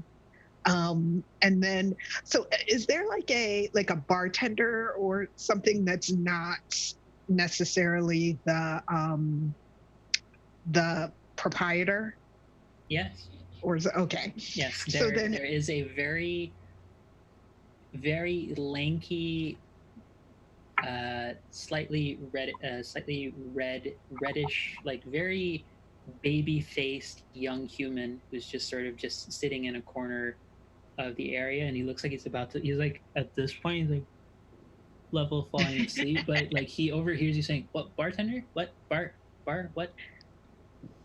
So Bo's like gonna finish up her mug and say, I have some questions. So she's gonna refer to this piece of paper where she was like writing on the whole time. She's I say, may how, have some answers. Whoa, I'm so it's like sleepy. how does one challenge someone to a fight? Oh, so you're gonna want to talk to a cleric or a priest of Cord. Probably the best one to do that. Okay. Basically, you either get initiated into the faith, or if you're just someone who wants to help those who would like to be initiated more into the faith or just provide a service to the community. Occasionally, this helps substitute for when folks are a little bit hard on money or when folks just want to be helpful for religious purposes. You basically get to be either in a team of 2, a team of 3, or a team of 5. Okay. You can choose for, if you're doing a team of 2, you pick someone who's a little bit more on the like fighting kind of side, and you pick someone who's a little bit more on the magic kind of wibbly wobbly casting kind of side. And he like wait, hold on, because I had some questions and now you're answering one. Question number 3, Bo is like mumbling to herself right now. Can magic be used? Okay, check mark.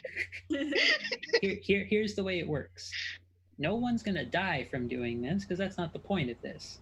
The point is demonstrate skill, demonstrate daring, demonstrate. You don't necessarily have to be respectful, but treat it as combat is how you praise the warden. Combat and strength, and especially depth of strength and depth of mind when you fight. That's what really gets you respect around here, and it also gets you some good attention if need be. We do what we can to praise the warden for all that they've done for us.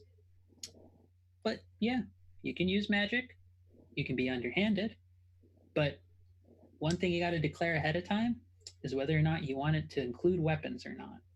Because folks are willing to be a little bit more dangerous, but you could just do a bare knuckle fight with this. We have folks who are trained in that.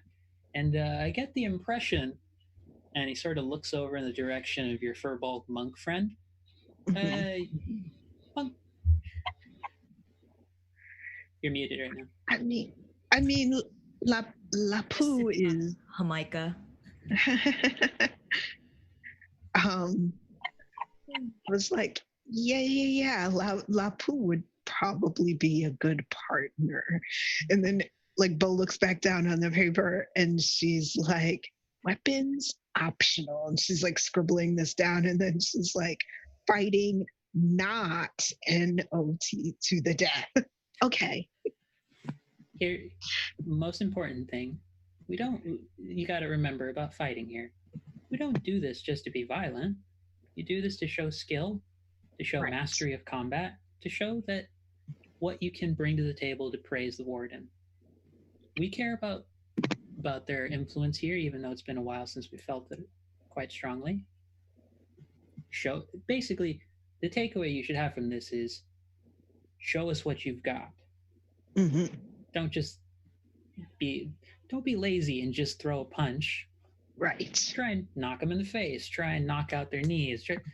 Be creative. Sure. It's the whole fun of doing combat. It's the whole fun of being close to the divine.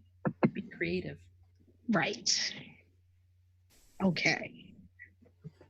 This is all good. This is all good. It's the happiest boat Yeah. I've been. I'm not sure about this chord bit, but yeah. I'm all on for board for the rest of it. But yeah, he's willing to explain any other like details in full to you if you have any more additional questions. But you basically get the sense it's not to death. You can pick a partner or two partners or a full team. Mhm. The other team, you can choose whether you want to start with weapon. You can have weapons for the whole thing or no weapons at all. And that might determine who they bring in to use as specialists, because some of the new folks who want to be recruited into the faith or want to like move into like the clergy more officially, some of the lowly priests have to go through the basic rituals. Like you can't just pick a fight on the street and I'm like, I praise Cord. It's like, no, it's the equivalent of like, if you want to become the Pope, you have to know all the rituals and the understandings and the textual knowledge. It's that kind of thing is what you get from the whole description. But yeah, Okay. he explains all of that in full to you and explicitly states you will be healed to full afterwards. There will be clerics on standby in the event. Any resources you spend will not be returned to you in the sense of like spell slots, features for the day, all that stuff, but you will be healed. Yeah. Okay. Thanks for all your help. And the food was fantastic. Oh, Alphenia does that all the time. That's pretty much every meal here is that either that good, that varied, or that full of love and warmth. Like that's what you should expect for however long you're staying here. Right. And free, unlimited meals for 1 week. Yeah. So like puts emphasis on unlimited. After that point, we expect you, if you are going to stay, to either try and involve yourself in supporting the community around here or doing some other major tasks to just sort of help foot the bill, so to speak. But no, we try and take care of our own here. And now that you're here, you're one of us. Not in a creepy way. Place. He's like very much not in that kind of way. Some folks take that the wrong way when you say it like that. But anyways, I have to go clean up the back room in a bit. So enjoy your rooms, everybody. If you want a drink, he just pulls out a huge stopper out of like a tall wine bottle. Looks like a decent like mark on it. Leaves it. Enjoy. Yeah. I'll say, is there anything else anyone wanted to do during that period of time?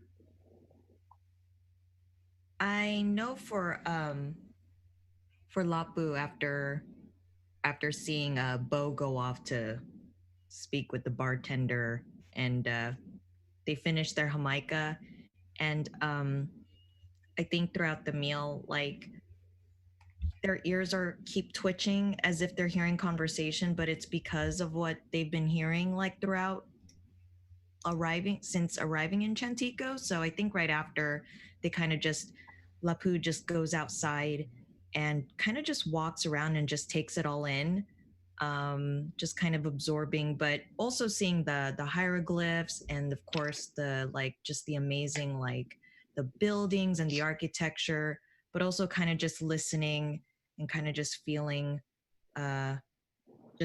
everything. But I think after a brief walk around the town and just exploring, they go like into the room and kind of just have a quiet moment and just go like just meditate and just kind of like sort through what they're hearing, so to speak, from the city.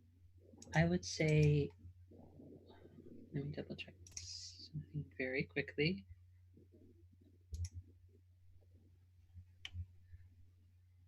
History, medicine. I would say either roll me a nature history, or perception check. I will let you use any of those three. Pick one. And So just roll with nature, it. history, or Perception. I will go with history. Okay, just roll, and I'll tell you what information you get. You feel for a moment as you take time, you sit down. It's the end of the evening. Mm-hmm. You rest, you breathe in deeply, you feel your body in its entirety, just taking breaths, feeling, starting from the edges of your toes, just building up along calves, thighs, moving up, just the breath. And it's a practice that slowly evolves into, at moments, the elemental attunement that you have as an ability. It just becomes reflected in this breathing, in this meditation. There's just moments of a swirl, little puff of fire that emerges. There's a slight gale of wind, a small rush of water, movement of earth and stone around you. You feel your form pulled back just for a moment, hearing and listening to songs of the earth around you. Pulled back. And you feel the sounds, the almost song of the ground around you, this volcanic rock material, long cooled for decades, 70, 80, 90 years, somewhere in that range. And you feel yourself pulled back to a moment, probably far long ago, in which you have this sensation of seeing rain covering the area, just torrential, almost flood levels, up to the point with the way that the ground is at this point, it's sort of sunken in lower and not as stable or as built despite the hills and how the cities have adapted. Floods coming down, many humanoids that you can see throughout it almost drowning and scared and terrified. But you look up at the statue, you find yourself also struggling in the water. You look up at the statue and you see a figure near the top of it. And then you see another figure, and a third, and a fourth. You see a Drider-like body, but more regal, long silver hair, multiple braids, spider silks done up in a high bun, a high top, with long sort of plaited braids along the side. You see a maiden-like form, the deep sort of black and magenta tones that often define some of the Drow, with a sword in her hand that bears runic symbols of them that detail the story of the moon. You see another individual weeping, but with a smile on her face. And you see a fourth, cloaked in shadow, but whose form slowly but surely emerges to be a parallel of the statue they stand on. And the tears that fall into this sort of arc that's created of spider silk.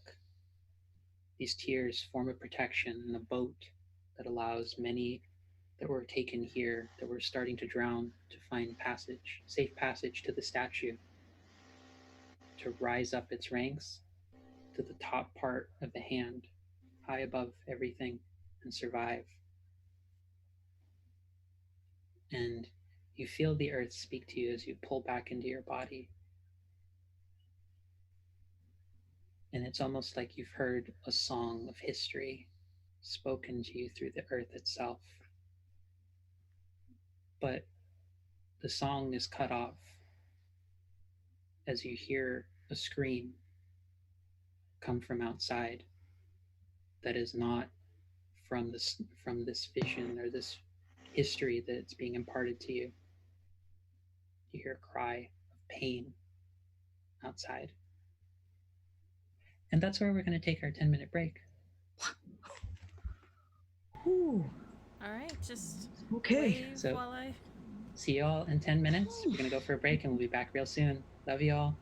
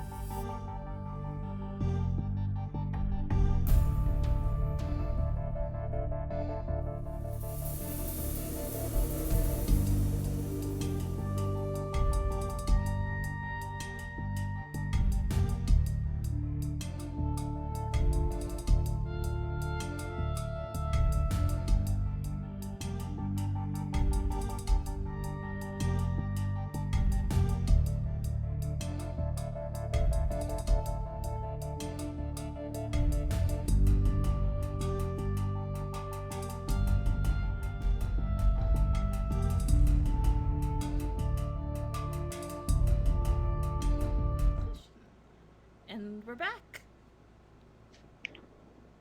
Hello there, everybody. We are back. We had to just take a couple extra minutes because unfortunately our wonderful Bardlock boy is feeling a little bit ill at the moment. So for his health, he decided to sort of duck out. Feel We better. love you, Aunt. We hope you Yep. feel better and are able to be here for all of next session. But again, we try and prioritize in the community people taking care of themselves when they can.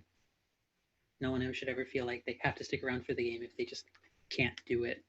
But as we get back into the swing of things, as this sort of elementally attuned insight into a song of history of the area around Chantico, likely a past element maybe of what happened to this terrain. Lapu, you feel your meditation broken as you hear this scream of pain come from outside the inn somewhere. Yeah, Lapu snaps out of it, and there's no one else in the room. Everyone's still doing their thing, right? Everyone's still kind of doing their things, and Okay. everyone is, I think, also has their own rooms as well. Okay, I kind of quickly go out and to the main inn room, first to check if it's like if it came from inside the inn. No, it did Okay. not come. It came from outside. Okay. I rush outside. You see a tall figure standing over the body of someone just like half a block away. I'm going to say roll perception to see how Okay. good of a look you get at this figure, as they appear to be set in strong armor of some kind, but you can't quite make out their full build. Is this All right. something that the rest of us would have heard if we were? Probably. I don't think, because the way it was positioned, I would imagine is Lapu, like you have a two sides to like hallway style, kind of like inn, like it's sort of long and extended. Lapu's was more the back end and was hearing it from over here, whereas everyone was over in the dining room. But given how fast Lapu goes in terms of just movement speed, you probably would have seen the Roadrunner-esque dust cloud of Lapu running by. Am I So still you were out? aware, but Lapu, Monks. I'd say you would, Didi, you as well at this point would have heard it too. Like you would have just been getting back roughly and hearing this. So I'd say you and Lapu could make the perception check right now. Okay. Yeah, I rolled mine. Okay. Perception. Huh. Yeah, that's enough. You see Nice. farther out, you see a tall, imposing figure, deep, let me make sure I have the correct color. Yes, I do have the correct color for this. It's a deep, almost cerulean kind of like tinge to the scales.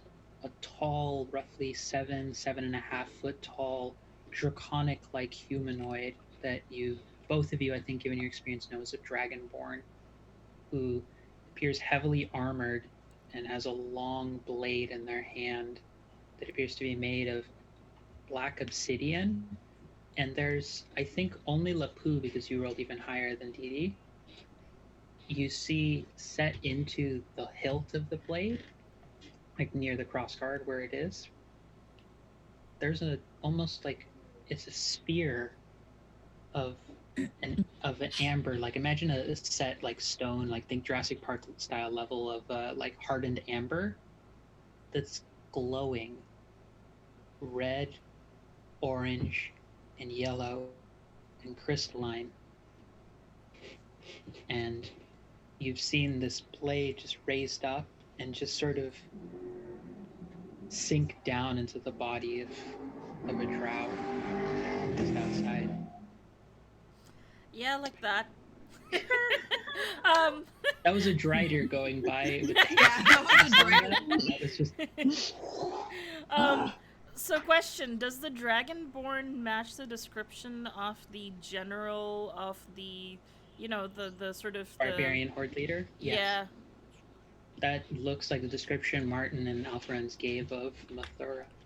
Where's Martin and Alfrens at this point? They're still in the tavern. They're also back there with you. Okay. I quickly run back in. the inn if I'm outside. You can. And I head towards Martin and Elfrin.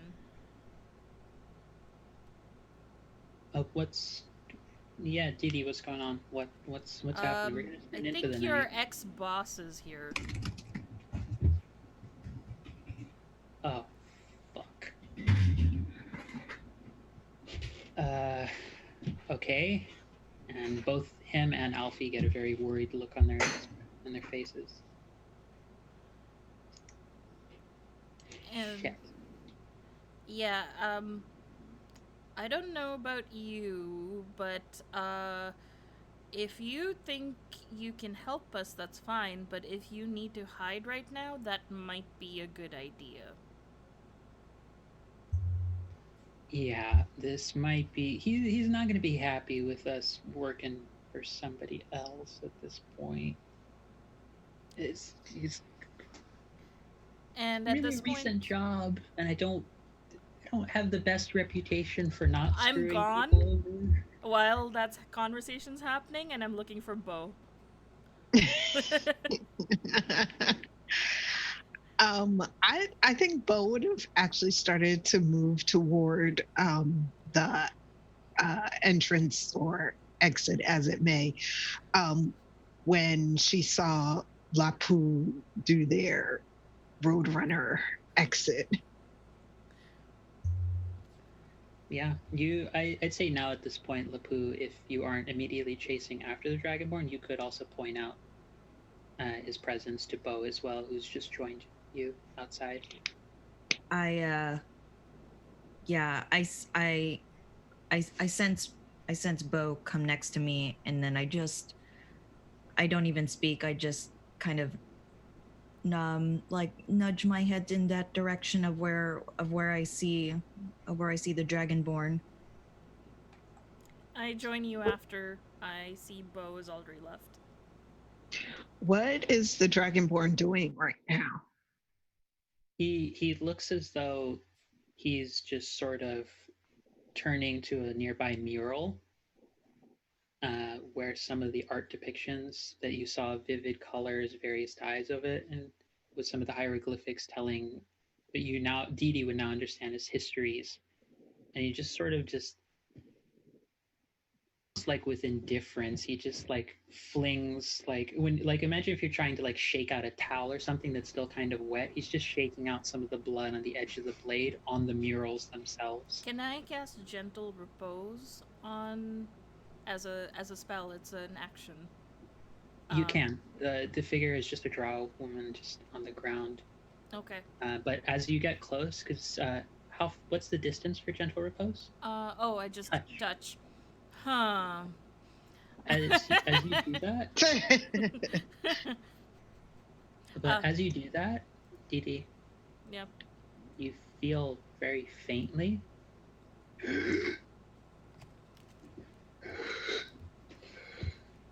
Me? Or I see? On the body. Yeah. The body you're touching that you cast gentle repose on. Yeah. There's still a breath. It's just very strained. Oh, so the spell wouldn't. It's still I would alive. know. Yeah.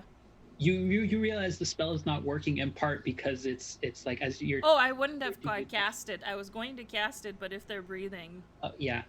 No, but you feel it as you touch. No, I'm saying this happens as you touch to cast it. That's what happens. Is that you hear them start doing the choking breathing. I call for Azerlath, or rather, I look for Azerlath or my brother, because I know both of them are capable of curing. Yeah. I will, for the moment, I will do a quick roll of healing word on Azerlath.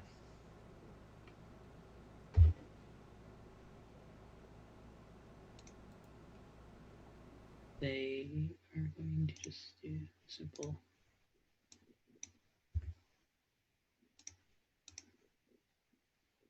Oh wow, that was max heals. Yeah, the person you see this very deep. You notice that sections of the actual cut, or it's almost like a serrated wound, as you couldn't quite see in the light before. The tips and edges of the black sort of obsidian blade have like almost like spread out like V serrated edge pattern to it. But She's breathing. She's alive. Run. And is the Dragonborn like being like aggressive in any way? Have they No, he like just made any notice of no, us? he doesn't seem to be paying attention. He just seems to be just taking care of the blood and wiping off on the murals. Can I try to drag the body out of danger? Yeah, you can't. No. He's walked away from the body. He's no Okay. longer near it. He's just starting to walk away. Like Lapu saw it like 15 feet away. Like 5 feet away, you saw the body. 15, 20 feet away, you see the Dragonborn. I rush over to the body and kind of just, I guess they were healing, so I didn't have to check if they're still alive, but kind of just stand still and maybe kind of like lift the body up and maybe just look around and see if there's anywhere I can like take them somewhere. Yeah, you could probably get them back into the inn because probably Alfinia is still relatively close by to you, Dee, because she was just kind of confused by like why you ran in and the scream. Yeah. But like she just comes and like if you're bringing the body in, she just helps take it to the dining room and just starts tending to the wounds and just patching her up as best she can. You see her like open up a little kit from behind the bartending like counter of all places, and it looks like there's a very finely crafted silver needle with little bits of gauze or fancy gauze equivalent that's made of spider silk. Like a first aid kit? Yeah. Like basically fancy magical equivalent of a spider silk version of a first aid kit, and she just starts like sewing up the wounds as quickly as she can. The healing word seems to have stabilized any of the terrible bleeding, but she seems to avoid the terrible scarring. She's just suturing the wounds as best she can. Can I like watch and observe and help where I can? Yes, you can. I go once I find that like everything is settled and they're being taken care of. I kind of rush back to Bo and see like if there's see where the Dragonborn went. Yeah, are they just still standing there? No, they're just walking away. You see them slowly being joined by 1, 2, 3, 4 other individuals. Huh. Various very pale-skinned half-elves and high-elven folks who appear to be dressed in almost like a mockery of some of the spider armors that you saw in some folk around. There seems like more of a basis in like draconic scales in some of it. Basically, it's like a think of a weird mix between like spider silk and scale armor that they're all just protecting, but it looks more decorative more than anything else, and they seem like they're just like tapping blades, some of them with great axes or some of them with long swords, just sort of like scraping off like sections of the armor, like they're almost mocking some of the folks nearby and like the nicety of the actual armor itself. Bo wants to do something really inadvisable. I look at Bo and go, that's kind of a lot of, I mean, if it was a Dragonborn, but yeah, like I feel like Lapu could probably tell that like Bo is like really like vibrating, like her hands are itching. They want to reach for her axes, but also she does kind of realize that this may not be a fight that she wants to start at the moment. What are like there's other people around, right? Like other villagers by the time like Dee and all of you have gone out, like this is settling into like people are sleeping at this point. Oh, like, getting, like, later it's like, mostly 10, 11. Okay. Like we are already at like nighttime because all of these things have happened throughout the day and like getting into the evening and stuff with like getting settled and everything. Question: are they within 60 feet? They are. I look at Bo and I say, "Do you want me to stop them?" And Bo says, I want to fight them, but I'm not sure this is a fight we should do right now. I can make sure they don't move. I can hold them. Maybe. Maybe. I want to see where they're going. I was going to try and follow them and see where they're leading to. That Maybe. might actually be a better plan than mine. I can't actually believe I'm saying this, but fighting might be the wrong thing at this moment. I appreciate you admitting that, Bo.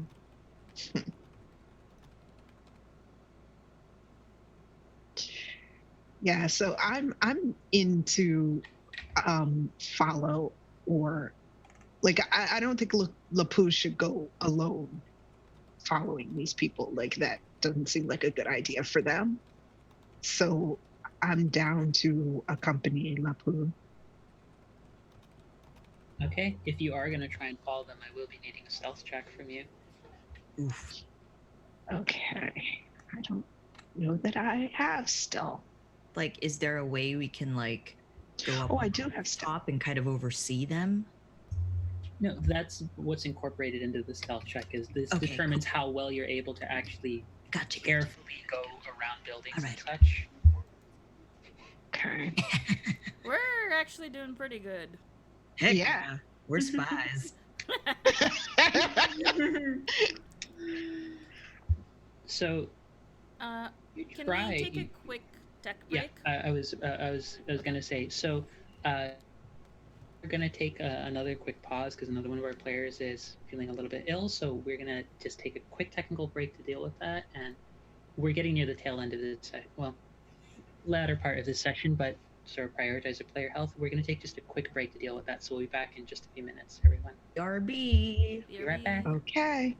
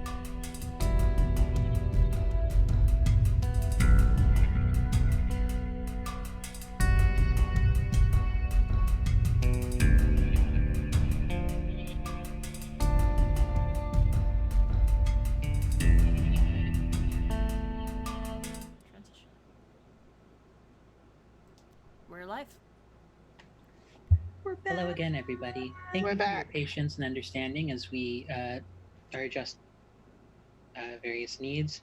Folks sometimes get sick, sometimes the stream is a little bit much, but we are doing our best to make sure certain players feel taken care of and are doing well.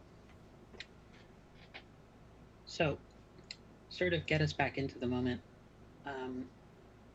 What we had prior to one of our players having to step out was the party has rolled some exceptional stealth rolls in attempting to sneak behind this small barbarian collective that has recently just tried to randomly stab and deal with a woman on the street.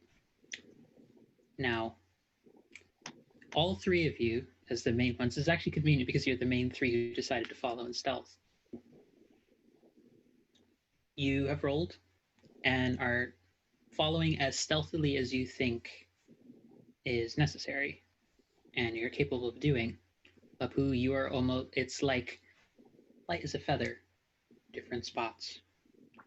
And for the most part, this group, I believe I said it was about 4 or 5, along with the Dragonborn, Mm-hmm. turn and don't have no real sense of where you're at. But the Dragonborn turns and he looks directly in your direction because he also rolled a crit. Oh, Hold person at 3rd level. No, 1st level. Sorry, 2nd level. The regular level. and Bo What's your is gonna spell save? rage if she can do that. What's your spell save, Dee? It is 16. I'm gonna use my spell secrets to make it a intelligence check. Saving throw instead. He rolls a 16 exactly. Oh no! Fuck. Oh no! So, what do we have here?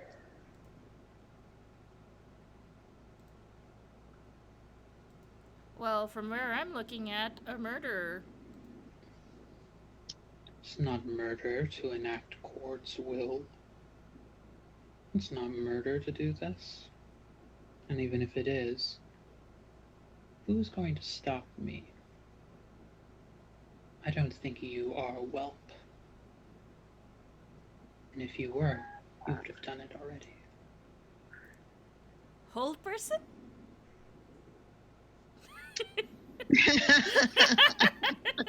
See a pulse of energy emanate out from the shard on the sword, and the whole person is squashed. Is it a counter? Can I counterspell that? You can. I will counterspell Use it. the I will counterspell whatever that is. You hold him. He's held. Oh, Okay, the spell's only gonna While last 4 for like. berserkers immediately descend upon you. All Oh, taking well. reckless attacks. sure. Sure. So that's only gonna last for like a minute.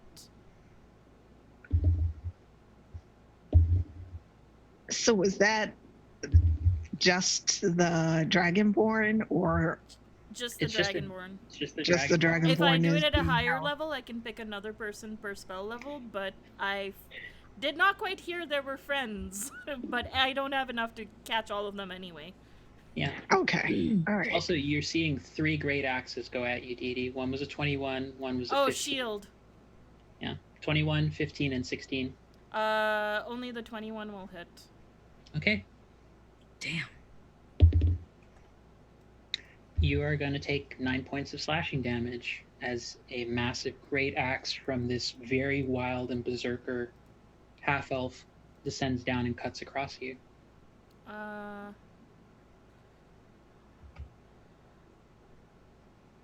What are the other ones doing? Oh, no, all of them have all charged Dee Dee. Oh, they've only charged Dee Dee. They've only charged Dee Dee so far. Oh shoot. I kind of want to. The spell remains. Huh?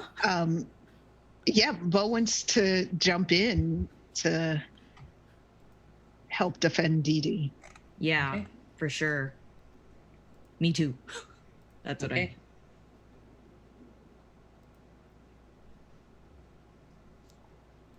So make your attacks. Just roll. I'm not going to do full initiative, and I'll explain why in a second. But do your Okay. attacks. Okay. Wait, how do I? So go to your character sheet and just click on quarterstaff, and you can do that twice because at level 5 you have extra attack. Sweet. Yeah, that's right. Yeah, I'll use quarterstaff. Why do I have? Oh, okay.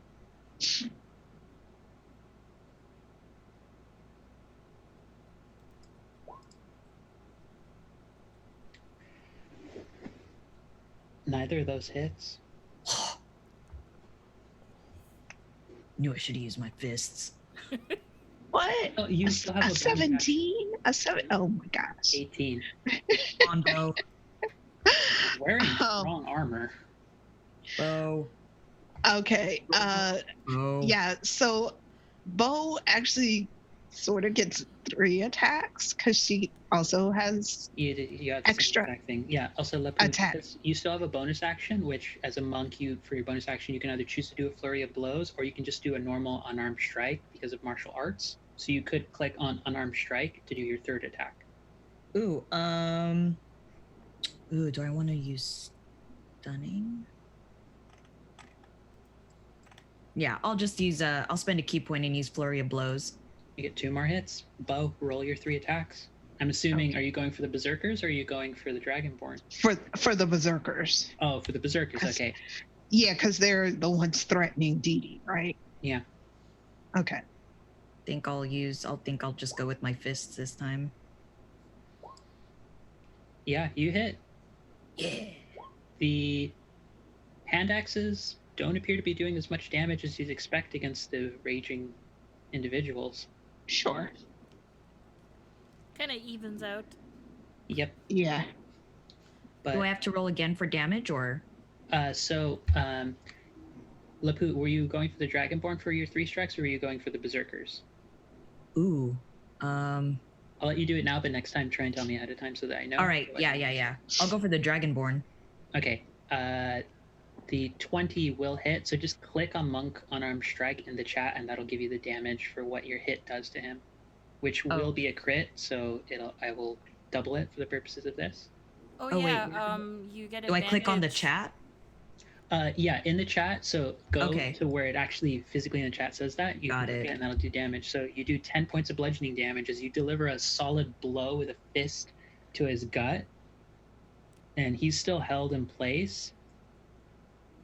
But you see his form just start moving again as he breaks the hold person because he rolled a 16 naturally to break it.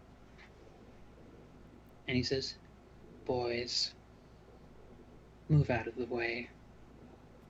Berserker's part.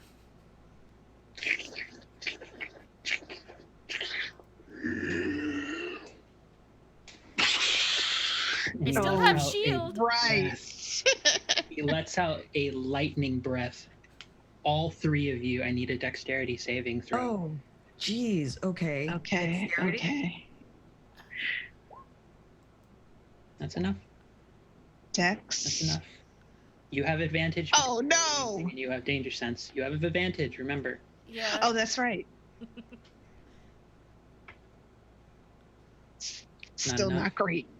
No. Bo does not make it, but Lapu and Dee Dee, you make it. Bo, are you okay? Do I have any resistances? I do not know. I don't think so. Dee Dee and Lapu, you both take 15 points of lightning damage. Bo, you take 31 points of lightning damage. Damn. Okay. How much do I take? 15. Whew. 15 was for the save, because you take 31 points of damage if you fail it. Now, whelps. Do you really want to pick this fight right now? Oh, God. Personally, No. not really. But here we are. Mirror image. Is this guy within 10 feet of us? Yeah. But after he does that, he just starts walking away. Okay, I want to do something that Bo can do as a shifter called Mark the Scent. Okay. To sort of keep track of this guy. Yeah.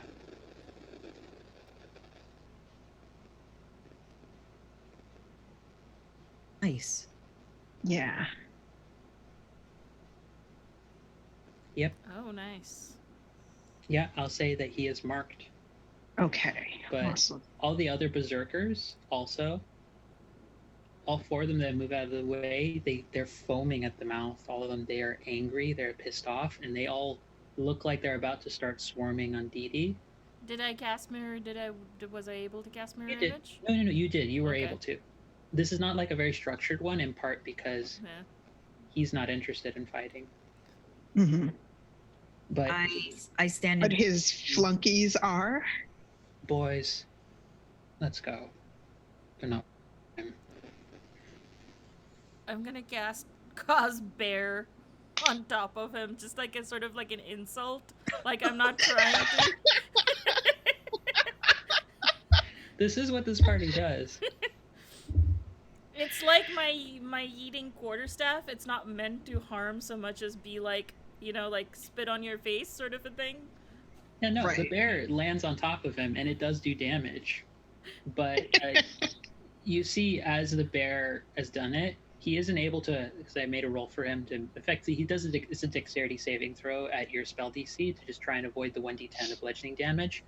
But while he takes the hit, it's not a pleasant sight as he seems to almost just skewer the bear with the long sword right through the gut and is holding it up. Oh, Oh. And then it disappears. it was just a joke, man. Wow. I use Someone takes elemental themselves attunement. very seriously. I use elemental attunement to have to shower sparks in front of their faces just to annoy them as they walk away. Just like just annoy them. Oh, what do you know? It recharged. I'm going to run at this point. I'm literally not lying. Like, I was like, oh, it recharges on the 6. There's no way I'm gonna roll it. And I was like, oh, that's convenient. I rolled a 6. At this point, when he turns, I'm booking it. I'm gone.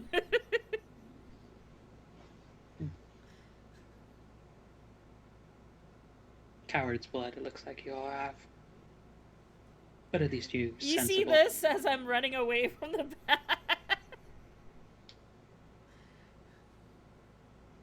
You seem like you have sense. He's looking just in the direction of Bo. I mean, Join us later. Bo has not made any moves to actually go any closer now that she's got her their scent. She's just standing there watching them walk away.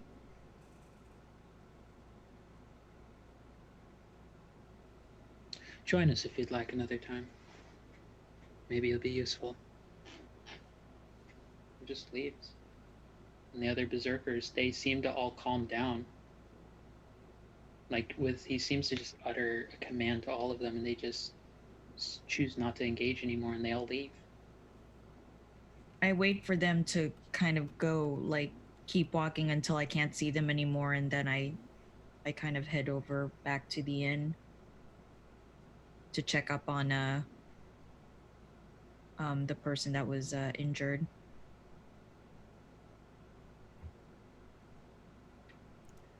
I go to... Oh god, I'm having trouble remembering her name, but Alfinia. I go to Alfinia, I was like... Yeah, there we go. Do you have any way to fix this? And, my robes have, deep slash, and, I'm all bloodied up because I'm at very little hit points at the moment. Yeah. And there's 3 of me. Because mirror image. You tried to fight Mathura, didn't you? Well, Kind of. I dropped a bear on him. I mean, he Them. saw us, so we They did commit a murder, like I cold-bloodedly. helped Yeah. them and I dropped a bear on them.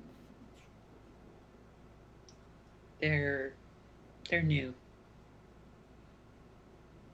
And she's like, in contrast to how affable and like put together she was, and like just bright, happy energy the entire time when you arrive, she's the exact opposite end now. She's like shivering with fear and like near tears. Alphenia, how is she doing? She's fine. Is she awake? She's okay. He's She's pretty banged up, but she'll live. If you want to talk to her, maybe, but no. He mentioned let's- something. Sorry, go ahead. Oh no, I just saying she should have a rest, and maybe we can talk with her tomorrow if she's feeling better. Yeah. There's one thing that is bugging me, not that cold-blooded murder in the street is justified by that, but context. What did he mean when he said it was Cord's will to kill her? I mean, from what I can oh, well, that's right. He's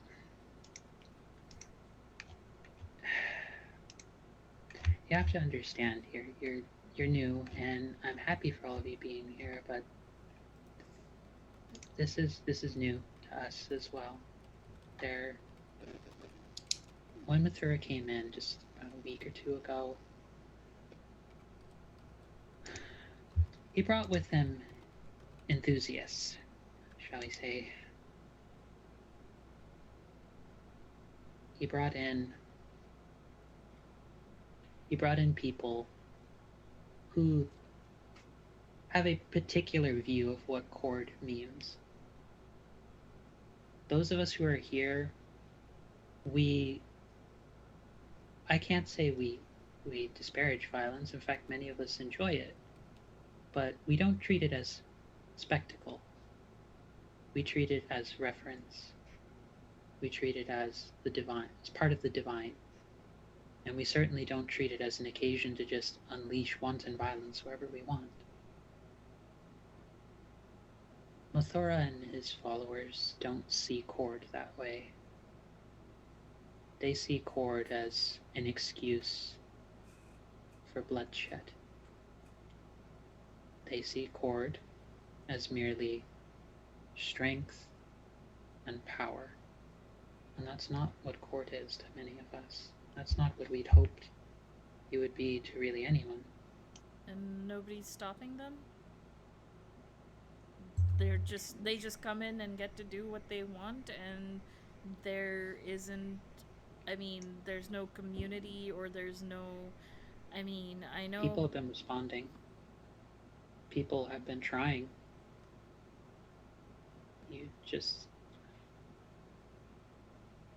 That woman you helped, that's Yolanda.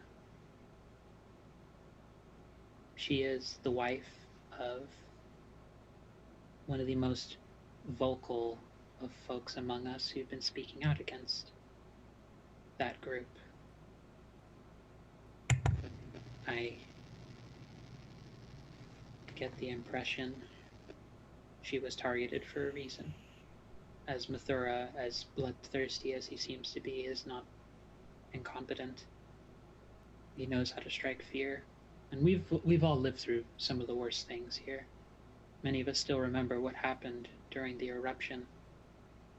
But we have tried not to indulge in bloodshed. Many of us are ready to fight. But many take the approach that perhaps we've been too lenient with those who've come in, and perhaps only certain folks should be coming in. And Mathura has stoked some of those fears. He has stoked those anxieties amongst some of the individuals here, and as such, there have been tears in the community. We have been trying, many of us, to repair them, but he is He is latching on to the anxieties and the fears and the zealotry that many who want to indulge in violence unnecessarily enjoy. For someone who called me a coward, this is cowardice. To strike at loved ones of opponents. As far as I know, he simply sees it as enacting Cord's will. He sees it as demonstrating a phrase, shall we say, that embodies what many of his kind believe. By blade and blood do we uphold his will. I've seen utter fuckery like this where we came from, where for the will of someone, some powerful being, we will cause bloodshed, and I didn't escape that to now be stuck here. And you see I'm sort of vibrating and pretty angry, and I just go up without actually healing myself to my rooms.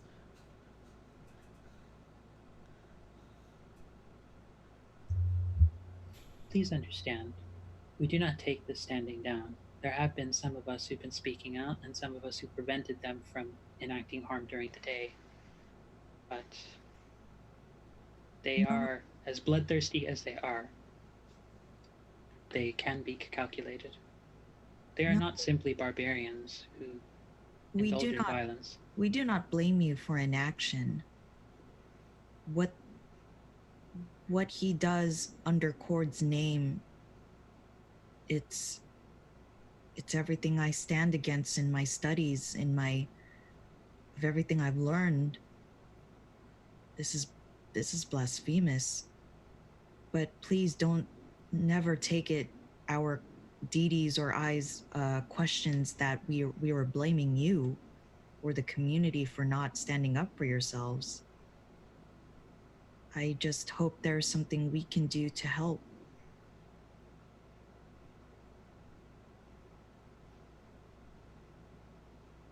Fear is a strong means of control.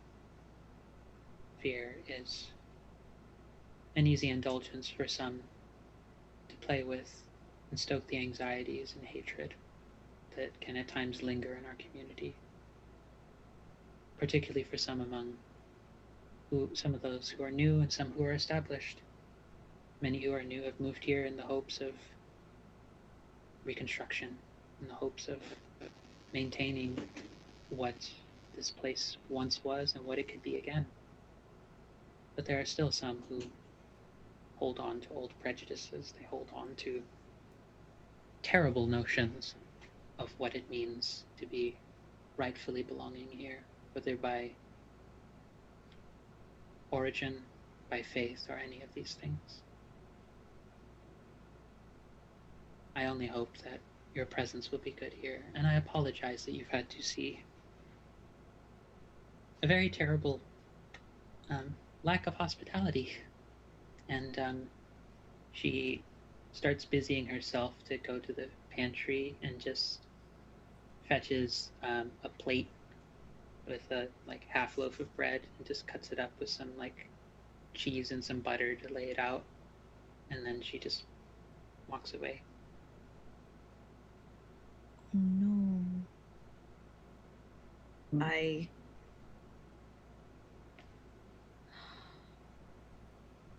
I look at the tray of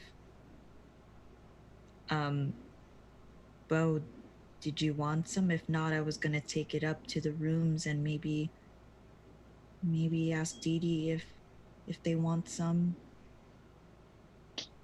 I think Bo is just gonna take a piece of the cheese that is there, and say perhaps we should all have a good rest. Bo is still kind of vibrating. You can tell it's taking a lot for her to be so calm. And she's put her axes away, like she's reholstered them, but like one of her fists is like still clenching, and she walks like really stiffly to her room and like closes the door, like really, really deliberately, like a person who is definitely trying not to like slam the door. I take the tray and I go up and softly knock on Dee Dee's room. Dee Dee? They I sort of I say come in. Oh, okay. I open the door and Alphenia left us this, and I kind of set the tray of bread and cheese on the table, dresser or something. How are you? I'll be okay. Some long rest and some healing I'll be fine. I probably should go apologize to Elphenia. She's been nothing but nice, and I just yelled at her and marched off, and I should be better about my temper, but sometimes I just keep feeling like I'm stuck in this never-ending cycle of people who want to use worship to further their ends at the expense of others, and I'm just so sick of it.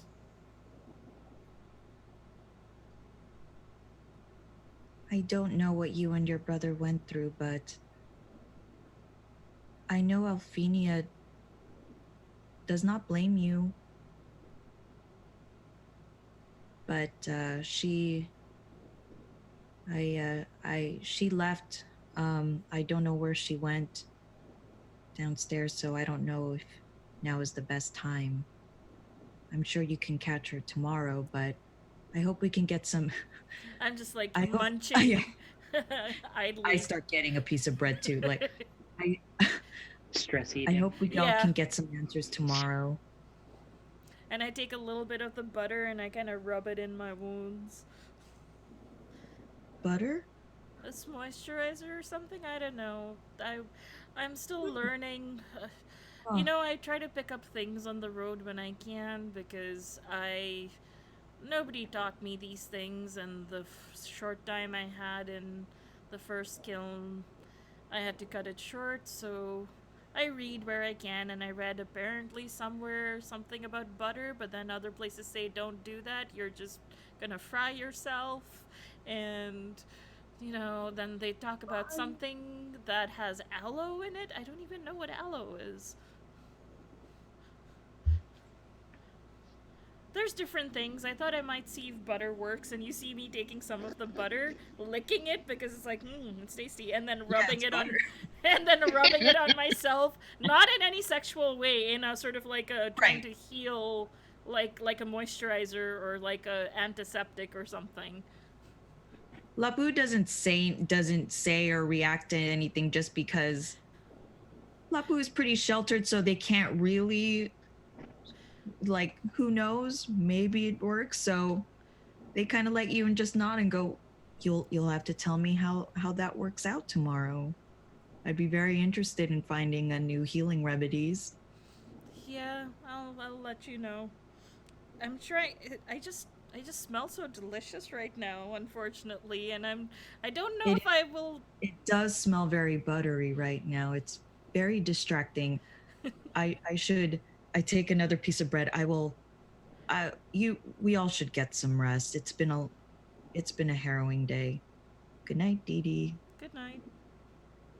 And then you see me just sort of like on one of my wounds, just rubbing it in, and then. So,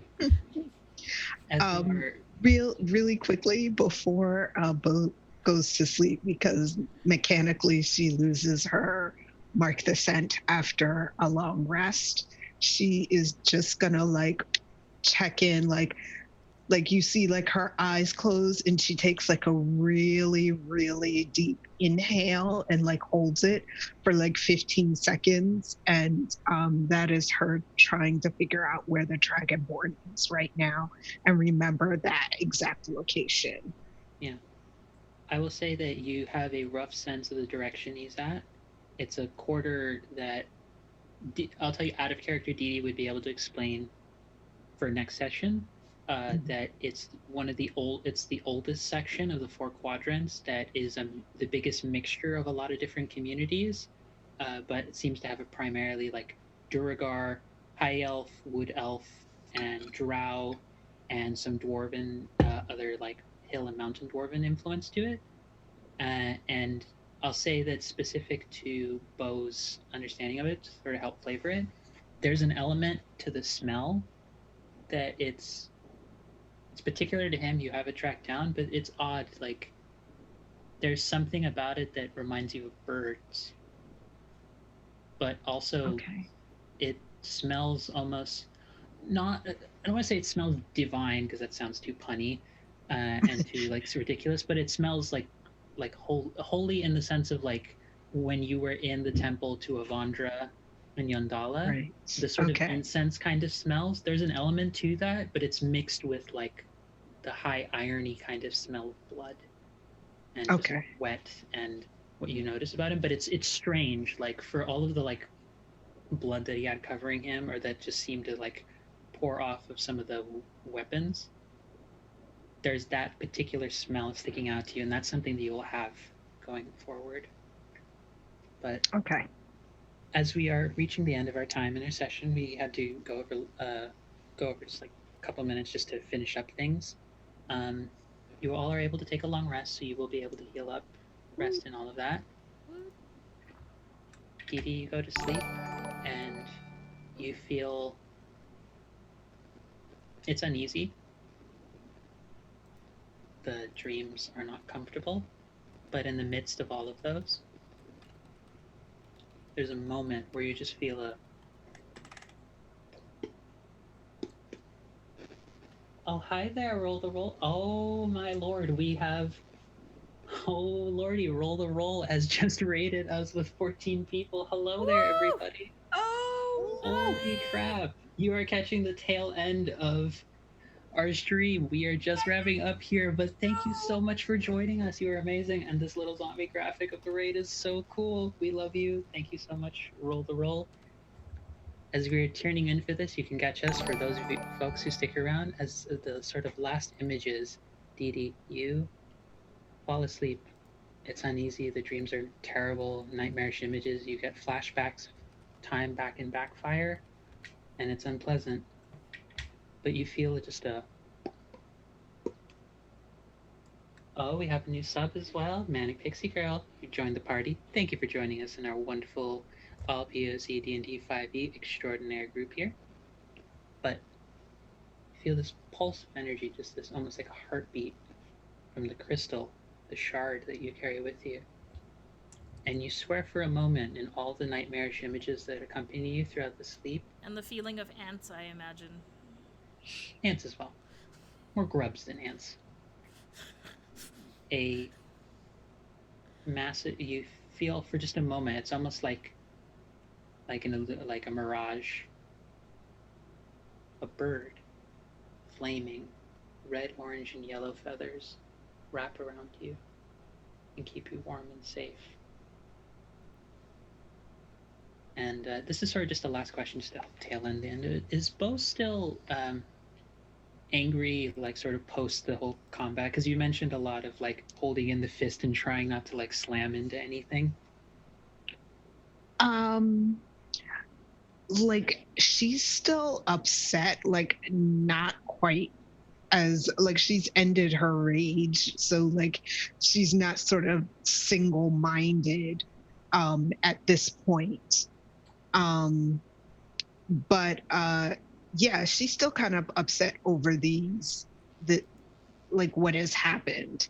I think mostly because she was actually pretty interested in this whole like fighting thing because it seemed like a way that people can kind of channel their aggressions, but like in a way that is clearly not like I want to kill this other person. But this Dragonborn has clearly perverted that, and that makes her really angry. Yeah. In that haze of just anger at the sort of perversion of faith, you do eventually fall asleep, but you're greeted in your dreams by a figure that at one point one half appears avian, almost like red, orange, and yellow feathers along the shoulders and back. Then it shifts to one half appearing almost spider-like, and another portion. Then the images flash between these various sort of gender fluid, gender non-conforming, like mixtures of masculine and feminine, gender ambiguous traits, but all of them belonging to a strong, powerful form that when its hand clenches a fist, you see a thunderbolt emerge. And they just sort of speak to you, distant, but in a deep voice, and say, would you care to work out what you were not able to in combat before? Would you like to fight? You cannot hurt me, but I offer you this opportunity to release anything you could not.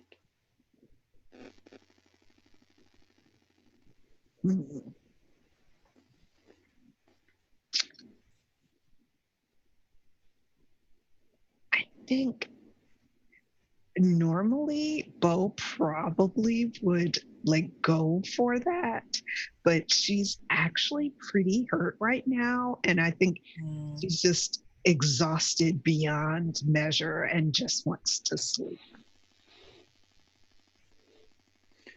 You see a smile appear on the face, and the last thing you hear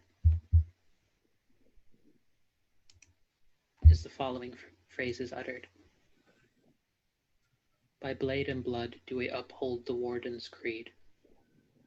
Through strength and courage do we protect those who need it. Strength is for others, and not for glory, for there is only glory and strength for others. You are wise to rest when you need it. I wish you well here. The figure fades away. And that is where we will end the session for this evening. Ooh. Oof. That was rough. Yeah. That Dragonborn, I want to kick his ass. All right. I want to use all my weird spells on Comeuppance. Cage Hand. Right? Yeah. Like on the one hand, Bo really wants to fight this Dragonborn, but also she wants to see like Dee Dee just go like all in with all her magic on Tragic this missile. We don't have to do this I'm gonna on stream. be away. We will do this off stream, but I do want to every night. I do want to have the opportunity to describe a spell, like add to my book. We'll have that be a nice way to start off the next session on a note of levity, as we are ending on a note of like, what the fuck just happened? But, yeah. Thank you to everyone who took the time to turn in. Thank you to Roll the Roll for bringing in a whole group. We love you. Thank you for supporting us at such a late hour. Manic Pixie Girl, we love you for joining the party and coming to be a part of our group. We love you. And as we're getting near the end of this, again, just a quick round. Folks, don't forget, we have a Discord. Join our wonderful community. We have a Patreon. Support us, support the writers and all the creators here. So Nerdwear it's what the nerds wear. Support us on merch. Tomorrow we are actually going to be having 3V at 5:30, where I'll be running another one-shot of my own creation of a Wizarding Academy style one-shot with three of my players being three of the players who are here.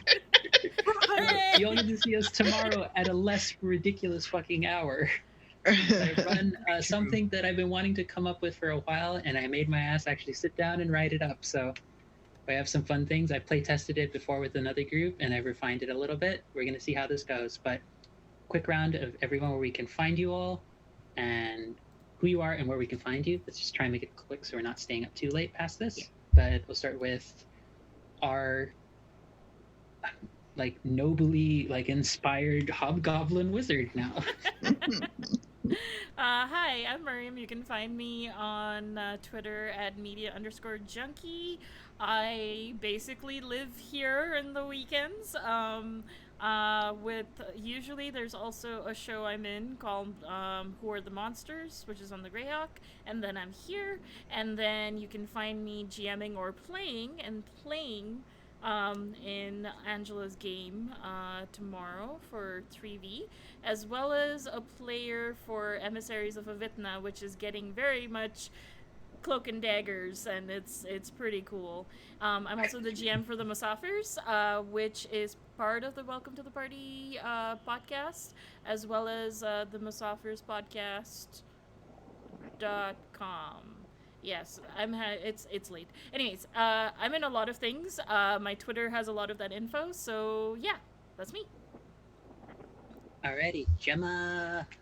Woohoo! Hi, I'm Gemma. I played Lapu, a Furbolg monk. You can find me on Twitter. My personal Twitter account and Instagram is Kupo Knight on Twitter, Kupo Knight, the O is a 0. So watch out for that. But you can also find me. I also host a podcast called Diverse Geeks in Focus, where we focus on marginalized voices in geek culture. You can find that. We have an Instagram and a Facebook, but you can catch us on any podcatchers that you use. Diverse Geeks in Focus. I tend to hang out here on the weekends as well. Saturday nights here with Adventures in Agni with our beautiful, amazing DM, Angela. And tomorrow I will also be hanging out with these lovely peeps for 3v, which is Vibrant, Visible, Victorious. Yes, that's where BIMPOC one-shots RPGs. It's going to be great. Magic Academy. I'm very much looking forward to this. And right after, I will be playing with Mariam on Emissaries of Avithna, which will be right after Cloak and Dagger stuff. Awesome stuff. So yeah. Cat and also cat. Last but not least, our divinely inspired barbarian, Bo. Hello, I am Lily, and you can find me on Elise on Life on Twitter. And I am here in Agni every Saturday, late night, 11:30 p.m. Eastern Time. And I also will be tomorrow on 3V's one shot with, again, our lovely DM. And apparently everyone else who's currently on camera. But I'll be doing 3B for the next round 2 Sundays in a row. And you know, usually at least once a month I'm in 3B. I am also a player in the podcast Misfits of Space, which is a Star Wars actual play podcast with an all-female cast.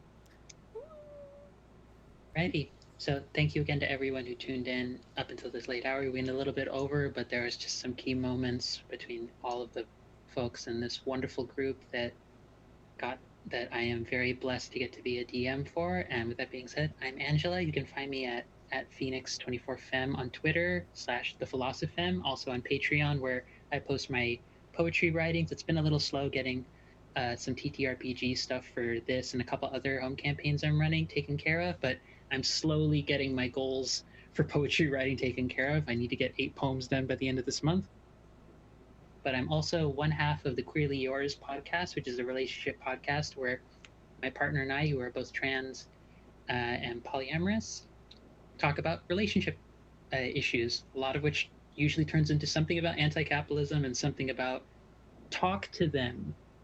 Like half the time our advice just boils down to that. Just talk. Just talk. Like it sounds boring, but it helps. But yeah, and I share a lot of stuff in WTTP. I'm on a lot of 3V and other games, and I might be joining other games here as a player more consistently because I want to play more because I New season. make too many characters. But when new season comes around, we're gonna have a lot of that. But to not keep us here much longer, I'll do my last little spiel and we'll head out. So, to all of you who've joined us, to all of you who have been here for the 9 sessions prior and however many sessions this goes for past this point, while the violence of the world may seem overwhelming, crush hopes, crush dreams, crush any ambition of goodness and ways of helping, and can seem impossible to deal with, know that community is behind you. Know that those of us here are blessed to have the support of each other, even when we must be critical of one another, and know that we do better by upholding one another as best we can in our full humanity and all of its complexity, with all of the strengths, weaknesses, issues, histories, baggage, trauma, all the different things together, we create something amazing. And may the light of Ignis, may it keep you warm and never fearing that you are alone, where you have community, and in community and in bonds there is strength. I love you all for tuning in. I love you, my wonderful players. And take care, everybody. I love you. Good night. Good night. Bye.